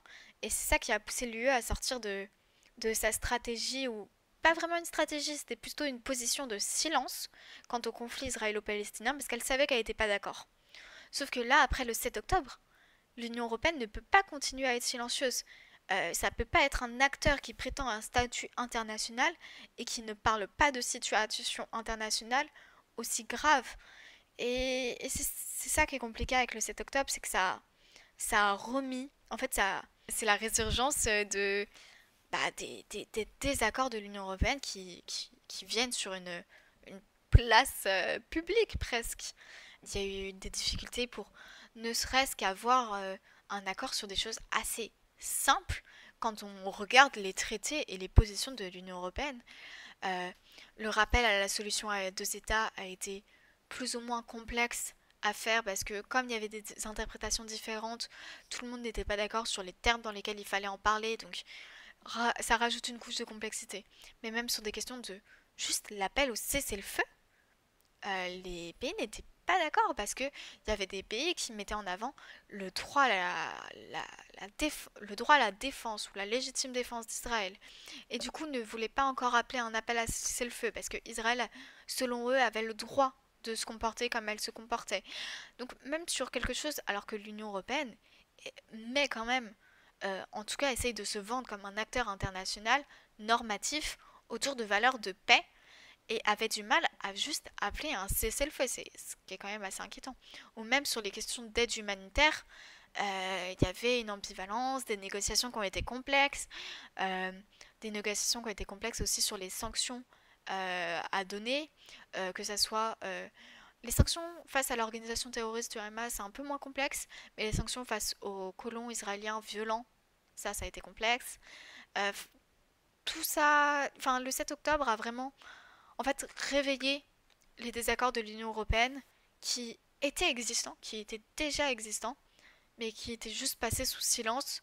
Et justement, c'est ce dont tu parlais, donc ces fameux groupes informels, c'était public, enfin, c'est des choses, il y a de la documentation qui est sortie sur ces rendez-vous informels entre pays pour discuter entre eux, au-delà d'un positionnement de l'UE qui, on l'a vu, est très compliqué. C'est des choses qui ont été mises sur le devant de la scène. Comment ça s'est organisé tout ça? Alors, en fait, déjà, ce qu'il faut comprendre sur le fonctionnement des groupes informels dans l'UE, c'est que c'est quelque chose qui fait partie intégrante du fonctionnement de l'Union européenne.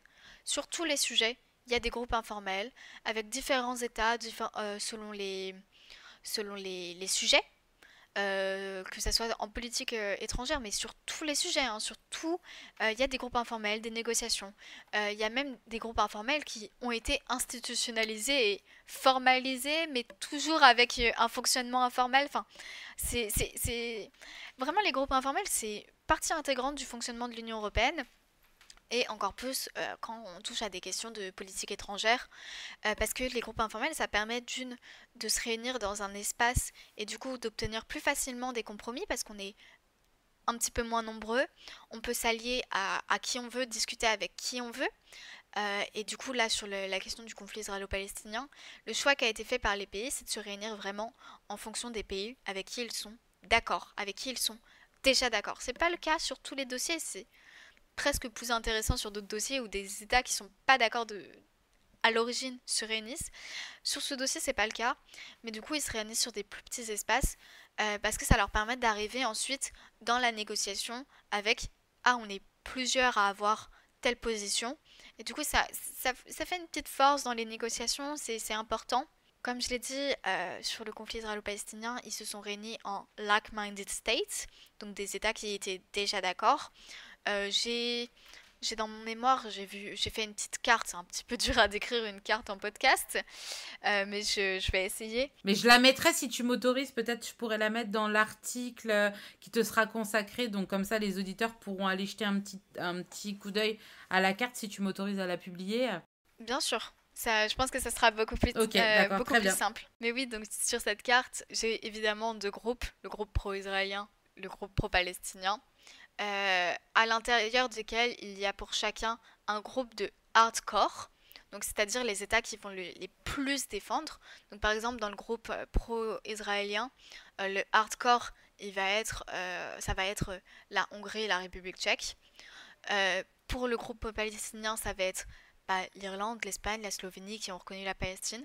Étonnamment aussi la Belgique, qui est hardcore dans les négociations, bien qu'elle n'ait pas reconnu à cause de soucis de politique intérieure, mais qui est quand même une très fervente défenseuse. En tout cas, voilà. Ensuite, il y a un troisième groupe qui est le groupe d'équilibre, donc avec des puissances qui ont une position ouais, qu'on appellerait équilibrée, qui met un petit peu en valeur les deux, mais qui est un peu complexe. La France, elle, qui est à cheval entre pro-Palestine et le groupe d'équilibre, donc elle a une position tout à fait à elle.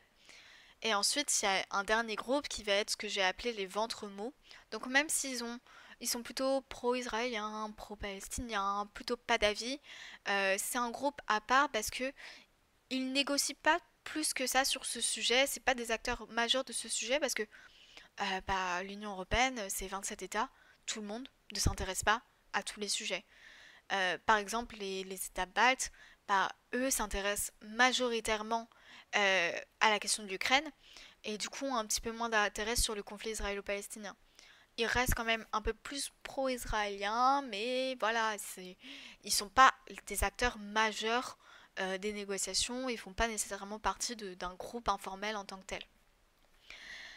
Mais du coup, la question du groupe informel, je pense qu'elle se pose particulièrement au sujet de l'Espagne, l'Irlande, la Slovénie, parce que ça a été leur méthode, ça a été utilisé comme méthode pour reconnaître la Palestine. En fait, déjà, ce qu'il faut comprendre, c'est que ces trois États-là, ils font partie du groupe plus large euh, pro-palestinien, qui s'est réuni au début et dont la stratégie a été de promouvoir les partenaires arabes dans les institutions européennes en invitant les ministres arabes donc de plusieurs pays à venir discuter au sein du Conseil de l'UE. Donc c'était une stratégie qui a été quand même assez bénéfique parce que tout le monde était assez heureux, tous les pays, même plutôt pro-israéliens, ont vu d'un bon œil ces réunions.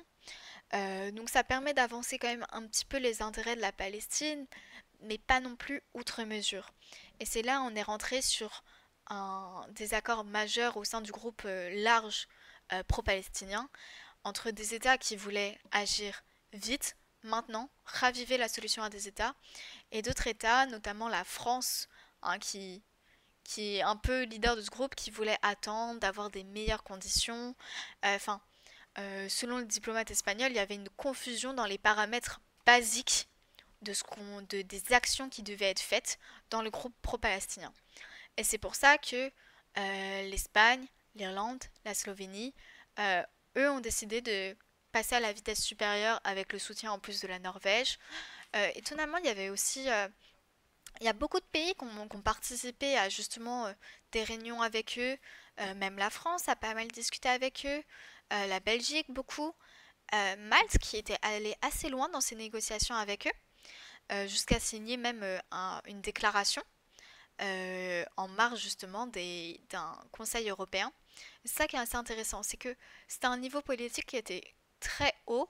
C'était vraiment les chefs de gouvernement entre eux et les ministres des Affaires étrangères entre eux. Ah, j'allais te demander qui Justement. discutait. Donc oui, c'est vraiment ce niveau-là qui discute dans ces groupes informels. C'est pas le fonctionnaire, c'est pas péjoratif, mais le diplomate, l'ambassadeur, machin, c'est vraiment Alors top ça dépend. niveau. Ça dépend des groupes informels. Sur celui-là, en tout cas sur la question reconnaissance, comme on l'a dit, c'est quelque chose qui est considéré comme n'étant pas compétence de l'Union européenne. Donc, ils vont pas forcément le donner à des diplomates qui sont postés dans l'Union européenne, qui sont postés à Bruxelles. C'est une question qui est éminemment politique, donc c'est lié aux plus hautes sphères politiques, notamment dans le contexte de crise intense. Donc c'est pour ça qu'ils ont discuté entre eux, mais c'est intéressant de voir qu'ils ont quand même profité d'être en marge de plusieurs réunions de l'Union européenne où du coup ils devaient se rencontrer et ils en ont profité pour faire des réunions entre eux. Ils ont aussi fait des visites officielles entre eux dans les différents États. Et en fait, eux, leur accord, il était vraiment sur le fait de raviver la solution à deux États. C'est ça qu'ils mettent en avant. Et de dire que il fallait faire vite et il fallait reconnaître la Palestine maintenant pour être une étape, pour que ça soit utile. Et même si dans le groupe pro-Palestine, cette interprétation de que la reconnaissance soit une étape a grandi depuis le 7 octobre, elle était peut-être pas aussi intense vis-à-vis de l'Espagne ou de l'Irlande, qui ont en plus des histoires assez enclines à la reconnaissance de la Palestine. Et donc là, prochaine étape, on va dire, au niveau de l'Union européenne, ou plutôt de la France, c'est cette fameuse conférence. Est-ce que tu as les dates? C'est en septembre? Ou c'est pas encore fixé? Ou on sait pas hein, si l'actualité internationale vient chambouler, ça pourrait être encore repoussé. Voilà, j'ai pas les dates. Moi, dans mon mémoire, parce que je l'ai rendu en mai, dans mon mémoire, c'est encore écrit que la conférence doit se tenir en juin. Donc c'est... Et encore une fois, en mai, on n'avait pas encore les dates, et fin mai, on n'avait pas encore les dates de la conférence. Donc c'était quelque chose de complexe, parce que on doit se mettre d'accord sur tellement de choses. C'est la France et l'Arabie Saoudite qui co-président, qui sont pas d'accord sur tout. Il y a des problèmes internationaux majeurs. Enfin, c'est donc j'ai pas plus d'infos sur la conférence de septembre. Si elle doit se dérouler comme la conférence de juin, en tout cas moi selon les diplomates, c'était vraiment le moment auquel il fallait accorder beaucoup d'attention parce que c'était probablement le moment où allait se passer une reconnaissance de plusieurs pays. Beaucoup de pays étaient en discussion avec la France, ou en tout cas la France était rentrée en discussion avec beaucoup de pays, notamment dans le groupe du G20 ou du G7, tout ça. Donc à voir. J'ai pas plus d'informations, j'ai pas des informations d'insider.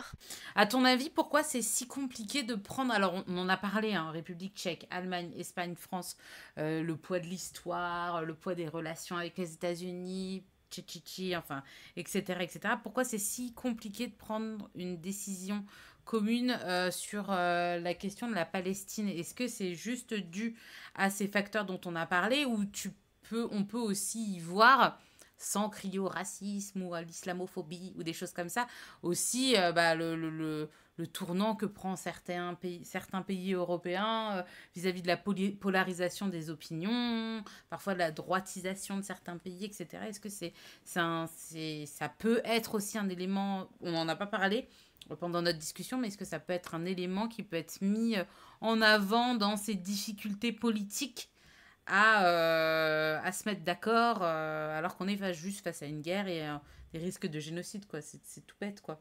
Bah, moi, ce que j'explique dans mon mémoire, déjà, je parle vraiment de la reconnaissance ou de la solution à deux États. Donc, déjà, la guerre, elle est un petit peu invisibilisée.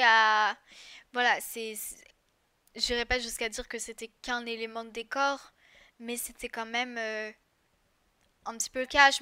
C'était pas C'est le pas le cœur cœur du du sujet, sujet. en Moi, je fait. me C'est suis toi, c'est vraiment vraiment... concentrée sur le côté plutôt diplomatique entre les États et ce qui se passait au sein de l'Union européenne. Euh, Après, évidemment, en fait, ce que j'explique dans mon mémoire et pourquoi j'ai choisi de faire des études de cas, c'est voir que la trajectoire nationale d'un État, qu'elle soit historique, qu'elle soit en termes de ses alliances et partenariats internationaux, qu'elle soit en termes de ce que pense son opinion publique, c'est ça qui crée une position et qui crée une position sur la question palestinienne qui est- auquel les États sont d'autant plus attachés que ça fait longtemps et que l'histoire elle est longue par rapport à ça. Quand un pays a une position depuis aussi longtemps, bah, c'est difficile de faire une bascule, c'est difficile d'avoir des changements. Et on voit que le seul pays en tout cas dont j'ai fait l'étude de cas, hein, je pense que déjà d'une c'est la même chose pour la plupart des pays ex-soviétiques, donc au moins voilà. Mais, euh, mais le seul qui a fait un gros basculement qui est passé de l'un à l'autre, c'est parce qu'il y a eu un choc dans son histoire qui a été bah, l'influence de l'URSS. Sinon, la France est partie pro-palestinienne, c'est un petit peu rééquilibré, mais là est quand même encore leader du groupe pro-palestinien au sein de l'Union européenne. L'Espagne, ça a toujours été plutôt pro-palestinien. Donc euh, oui, effectivement, les changements politiques ont un rôle, mais ils ont un rôle, enfin, dans comment le chef d'État voit la chose ou le chef de gouvernement voit la chose. Ça influe sur euh, sa position ou peut-être les termes qu'il va employer, comment il va, je sais pas, peut-être plus embellir la chose, peut-être plus la passer sous silence. Enfin, oui, forcément, ça a des conséquences et c'était assez clair, en tout cas chez certains, de montrer que le fait de s'intéresser beaucoup aux questions d'immigration de manière péjorative, c'est-à-dire de très mal voir tout ce qui va être lié à l'immigration, de justement la peur du terrorisme islamiste, ça a été des éléments qui ont poussé vers une ligne plutôt pro-israélienne. Et évidemment, aujourd'hui, en tout cas, on voit, pas dans tous les pays, mais on voit que la position pro-israélienne est très liée à la droite et même à l'extrême droite, que parfois c'est sous couvert aussi d'un certain islamophobisme, hein. La question du gouvernement en place est super importante. Par exemple, la Suède, qui a reconnu en 2014 la Palestine, l'a fait quand c'était la gauche qui était au pouvoir. Et depuis, c'est plus du tout le cas. C'est une coalition de droite et je crois avec l'extrême droite. Et depuis, ils ne parlent plus de la reconnaissance. Donc, le gouvernement en place a un rôle majeur à jouer sur cette question parce que euh, bah, la classe politique dans certains pays est diamétralement opposée, donc le cas en Suède, le cas en France, moins le cas en Allemagne par ailleurs, moins le cas dans certains autres pays. Mais du coup, ça amène des questions, mais ça dépend du gouvernement en place et c'est quelque chose qui est profondément national finalement avant d'être un contexte européen plus majeur. Ok. Comment se sont passées tes recherches? Donc tu l'as dit, tu as interviewé pas mal de diplomates, etc. Comment tu as eu accès à eux? Est-ce que ça a été facile de les faire parler de ce sujet-là? Parce que j'imagine que ça doit être aussi un peu touchy pour certains à certains niveaux. Donc comment ça s'est passé globalement tes recherches? Donc j'ai interviewé 10 diplomates en tout, donc 10 interviews. 5 étaient des diplomates nationaux, donc j'ai vu 2 français parce que c'était plus simple. J'ai pu aussi rencontrer quelqu'un qui était à Paris pour avoir justement essayer de gratter des informations sur la conférence. Bon, ça a pas forcément réussi sur la question de la conférence, mais bon voilà, donc 5 diplomates nationaux, voilà, d'une part, et peut-être 6 diplomates nationaux. J'oublie. Bref, moitié-moitié quasiment. Et ensuite des diplomates, ou en tout cas des fonctionnaires ou des personnes dans la politique européenne. Qui avaient des postes très variés, ce qui me permettait d'avoir un petit peu une vision d'ensemble. Alors, il y a certaines institutions ou certains bureaux où j'aurais beaucoup, enfin, direction où j'aurais aimé avoir une interview où je l'ai pas eu, mais j'ai quand même réussi à avoir enfin, une vision assez vaste en parlant à des gens qui étaient à des postes assez différents. Ce qui était aussi assez intéressant, enfin ce qui est très pratique en fait dans l'Union Européenne, c'est qu'il y a un site qui s'appelle WizWoo ou WizEU, enfin quelque chose comme ça, et qui en fait donne les noms des personnes qui sont au poste. Donc en fait je cherchais quelle institution j'avais besoin, quel bureau j'avais besoin, et ensuite j'envoyais des mails parce que le mail était presque automatique en fait. Une fois qu'on avait le nom prénom, suffisait de mettre le même suffixe. Donc voilà, pareil pour les ministères nationaux, il y a souvent des formulaires de contact. Ou alors, pareil, on connaît le suffixe du mail et du coup, si on trouve l'organigramme du ministère. Donc voilà, c'était un petit peu de recherche. J'ai passé quelques jours là-dessus.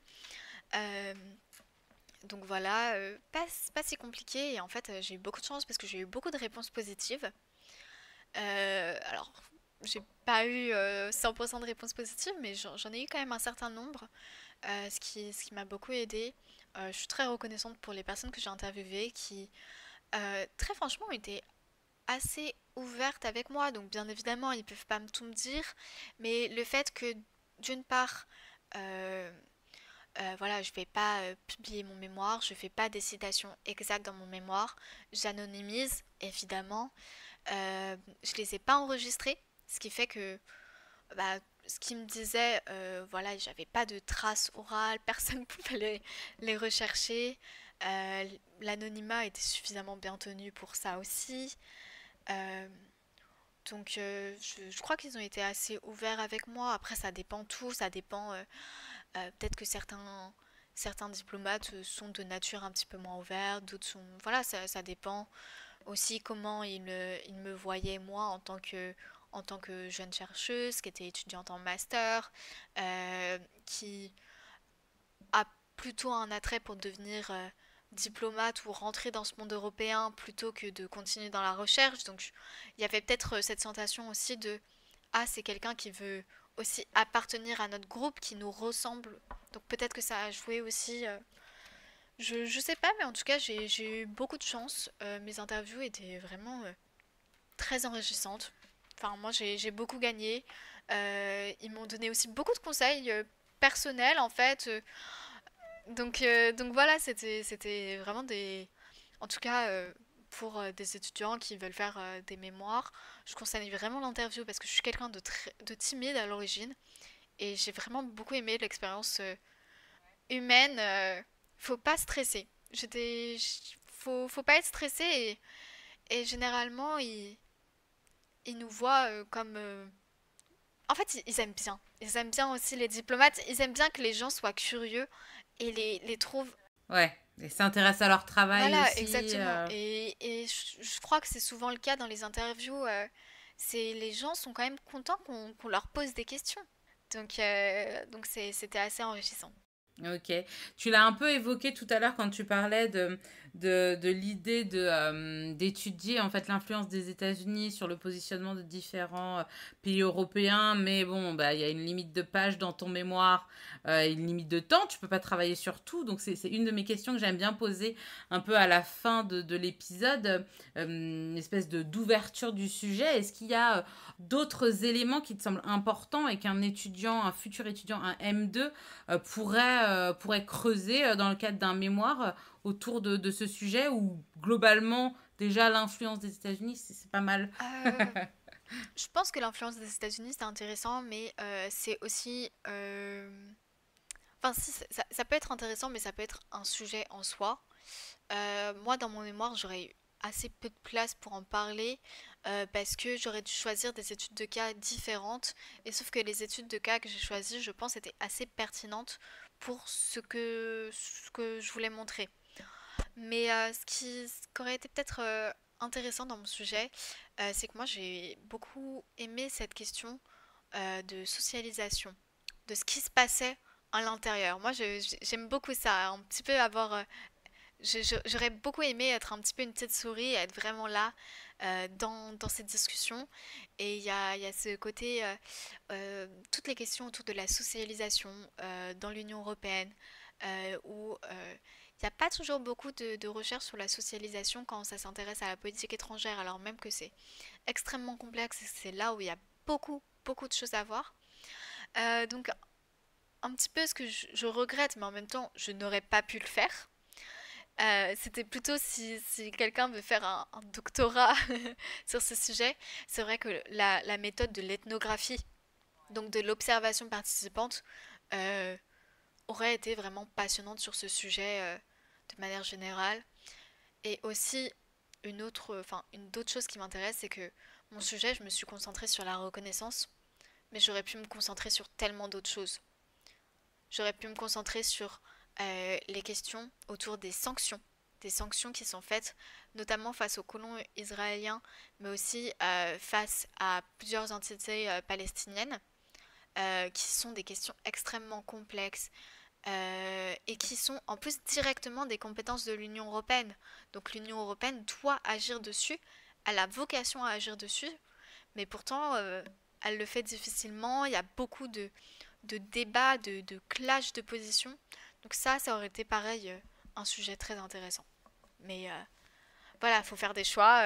Oui. Puis on peut pas écrire 5 ou 6 mémoires en un an, Voilà. donc voilà. Ok, qu'est-ce que tu fais maintenant? Donc tu l'as dit, hein, je crois que tu continues pas dans la recherche, si je ne me trompe pas. Et voilà, si tu peux nous en parler, qu'est-ce qui se prépare pour toi, vu que tu viens de finir ton M2, quels sont tes projets? Bah, là, mes projets, ça va plutôt être essayer de gagner en expérience professionnelle parce que bah, c'est un peu le jeu d'un master de recherche, c'est qu'on fait de la recherche. Et du coup, j'ai un petit peu loupé le coche pour faire des stages. Et je pense que trouver un travail, surtout bah, justement, moi je veux continuer plutôt dans le monde professionnel, même plutôt diplomatique. Donc essayer de chercher un peu des stages, voir si je travaille ou pas des concours. Mais j'avoue que c'est pas flou. J'ai plein d'idées, mais j'en ai presque trop. Donc à voir en fait ce qui va être Faut réalisé. trier et faire un choix. Bah, au-delà du choix, voir qui me choisit moi et donc voilà, faire des expériences en fait, c'est plutôt ça, essayer de me professionnaliser un petit peu. Ok. Est-ce que tu aurais des derniers conseils pour les futurs étudiants en M2 qui vont se lancer ben là, l'année qui va arriver, là, septembre 2025 jusqu'à mai 2026? Est-ce que tu as des conseils pour les futurs étudiants qui vont se lancer dans la rédaction d'un mémoire de Master 2? Toi, pendant la rédaction de ton mémoire, qu'est-ce qui t'a aidé? Est-ce que tu as des petits tips comme ça, qui t'ont permis parfois de te retirer la tête de ton mémoire aussi, parce que c'est important de prendre aussi du temps pour soi quand on fait de la recherche, mais qu'est-ce qui t'a aidé aussi à mieux travailler, je ne sais pas si on peut dire ça, à faire les choses correctement, voilà, qui ont été des ressources utiles pour ton travail? Déjà, mon premier conseil, c'est d'aimer son sujet. De choisir un sujet qui nous plaît, parce que, surtout quand c'est un mémoire de recherche comme ça, on, on s'y donne quand même à fond, on doit faire des entretiens, rencontrer des gens, on doit faire énormément de recherches, beaucoup lire, et si on n'aime pas ce qu'on fait, je pense sincèrement que ça doit être compliqué. Mon autre conseil, et moi ce qui m'a soutenu pendant mon mémoire, c'est d'être bien entouré. Vraiment, c'est quelque chose d'hyper important. Moi, j'avais la chance dans ma classe, on était plusieurs à réussir à bien travailler quand on était à la bibliothèque. Voilà, on avait besoin d'un cadre avec certaines heures. Enfin, on fonctionnait un petit peu pareil. Et du coup, on était à la BU ensemble, à discuter, à rigoler, à faire des pauses à certains moments, à se soutenir, à se donner des petits moments où justement on se donnait des conseils, on se disait ce qui allait pas et que les autres pouvaient aider. Hein, en recherche, même si on connaît pas un sujet, on a quand même parfois des connaissances qui sont suffisantes ou justement l'œil extérieur nous permet d'aider celui qui est un petit peu coincé. Donc je pense que ouais, être bien accompagné c'est important. Et ensuite, moi ce qui m'a aidé à écrire c'est d'avoir un bon plan. Mais parce que c'est mon fonctionnement. Moi je fonctionne beaucoup en plan, plus ou moins détaillé. Et une fois que mon plan est fait, l'écriture est plus simple. Mais faut être honnête avec soi-même et faut surtout, enfin, au tout début, quand j'ai commencé à écrire, j'ai eu la page blanche. Il y a des périodes, c'est comme ça, il y a des périodes où on arrive à écrire, il y a des périodes où on arrive moins. Il y a des parties qu'on arrive super bien à écrire, des parties où on arrive moins bien. Et en fait, faut se rassurer par rapport à ça, c'est que de toute façon, sur la fin, il y aura l'adrénaline de la fin qui aidera à écrire aussi. Et et il y a des périodes où ça marche, où on est super efficace, et il y a des périodes où on l'est un peu moins. Et il faut pas se stresser dans ces périodes-là. C'est normal, c'est humain. Et tout vient à point à qui sait attendre, j'ai envie de dire. Ça marchera. Ouais, ça finira par marcher. Tant Oui. qu'on donne tout, c'est bon, ça finira par marcher. Dernière chose, pas avoir peur de demander des conseils. Moi, j'avais la chance d'avoir un très très bon professeur qui m'a beaucoup accompagné et qui m'a beaucoup aidé. Et qui en plus est très très rapide à répondre à des mails. Donc c'est vrai que là-dessus j'ai beaucoup de chance, mais faut pas hésiter à demander des conseils, que ce soit à ses propres professeurs, donc enfin son directeur de mémoire, mais aussi à d'autres professeurs qui peuvent discuter du même sujet, et même des professeurs d'autres facultés. Hein. Moi j'ai des amis qui ont discuté avec des profs irlandais, anglais, enfin bref, un peu partout, qui travaillaient sur leur sujet et qui leur ont donné des pistes, qui leur ont donné des choses intéressantes. Donc faut pas hésiter. Enfin, une partie en tout cas du corps professoral académique est aussi là pour les étudiants et ça leur fait plaisir en plus de travailler de leur travail de recherche parce que ils sont beaucoup habitués à donner aussi des cours à des gens qui veulent pas du tout faire et qui s'intéressent pas à la recherche. Et justement, ils nous aiment bien, nous, qui s'intéressons à la recherche, qui faisons un petit peu leur travail. Donc, faut pas hésiter à demander des conseils à des profs, ils sont là pour ça aussi. À poser des questions. Eh bien, super. Merci beaucoup, Nina, d'avoir passé ce moment avec moi. Donc, comme d'habitude, sur le site internet du DASIBAO, il y aura un article qui te sera consacré avec un résumé. Je te demanderai aussi des ressources bibliographiques. Voilà, si tu as des petits conseils de livres, d'articles, de reportages, que sais-je, abordables, plus ou moins abordables pour les auditeurs qui auraient envie de creuser le sujet. Et puis il y aura aussi une newsletter pour parler autrement du sujet. Donc j'invite tous les auditeurs à aller s'inscrire à la newsletter pour la recevoir en avant-première. Merci encore d'avoir été avec moi. Qu'est-ce que je peux te souhaiter maintenant ? De trouver ta voie ? Oui, je pense que c'est une bonne chose, oui. C'est une bonne chose. Et ben, je te souhaite tout ça et bien plus encore. Merci encore. Je te souhaite une très belle journée et puis à très bientôt. Merci à toi aussi. Merci pour l'invitation. C'était super. Je t'en prie, avec grand plaisir. Bye bye. Love to weigh us down, but it's all I've got, it's all I've got.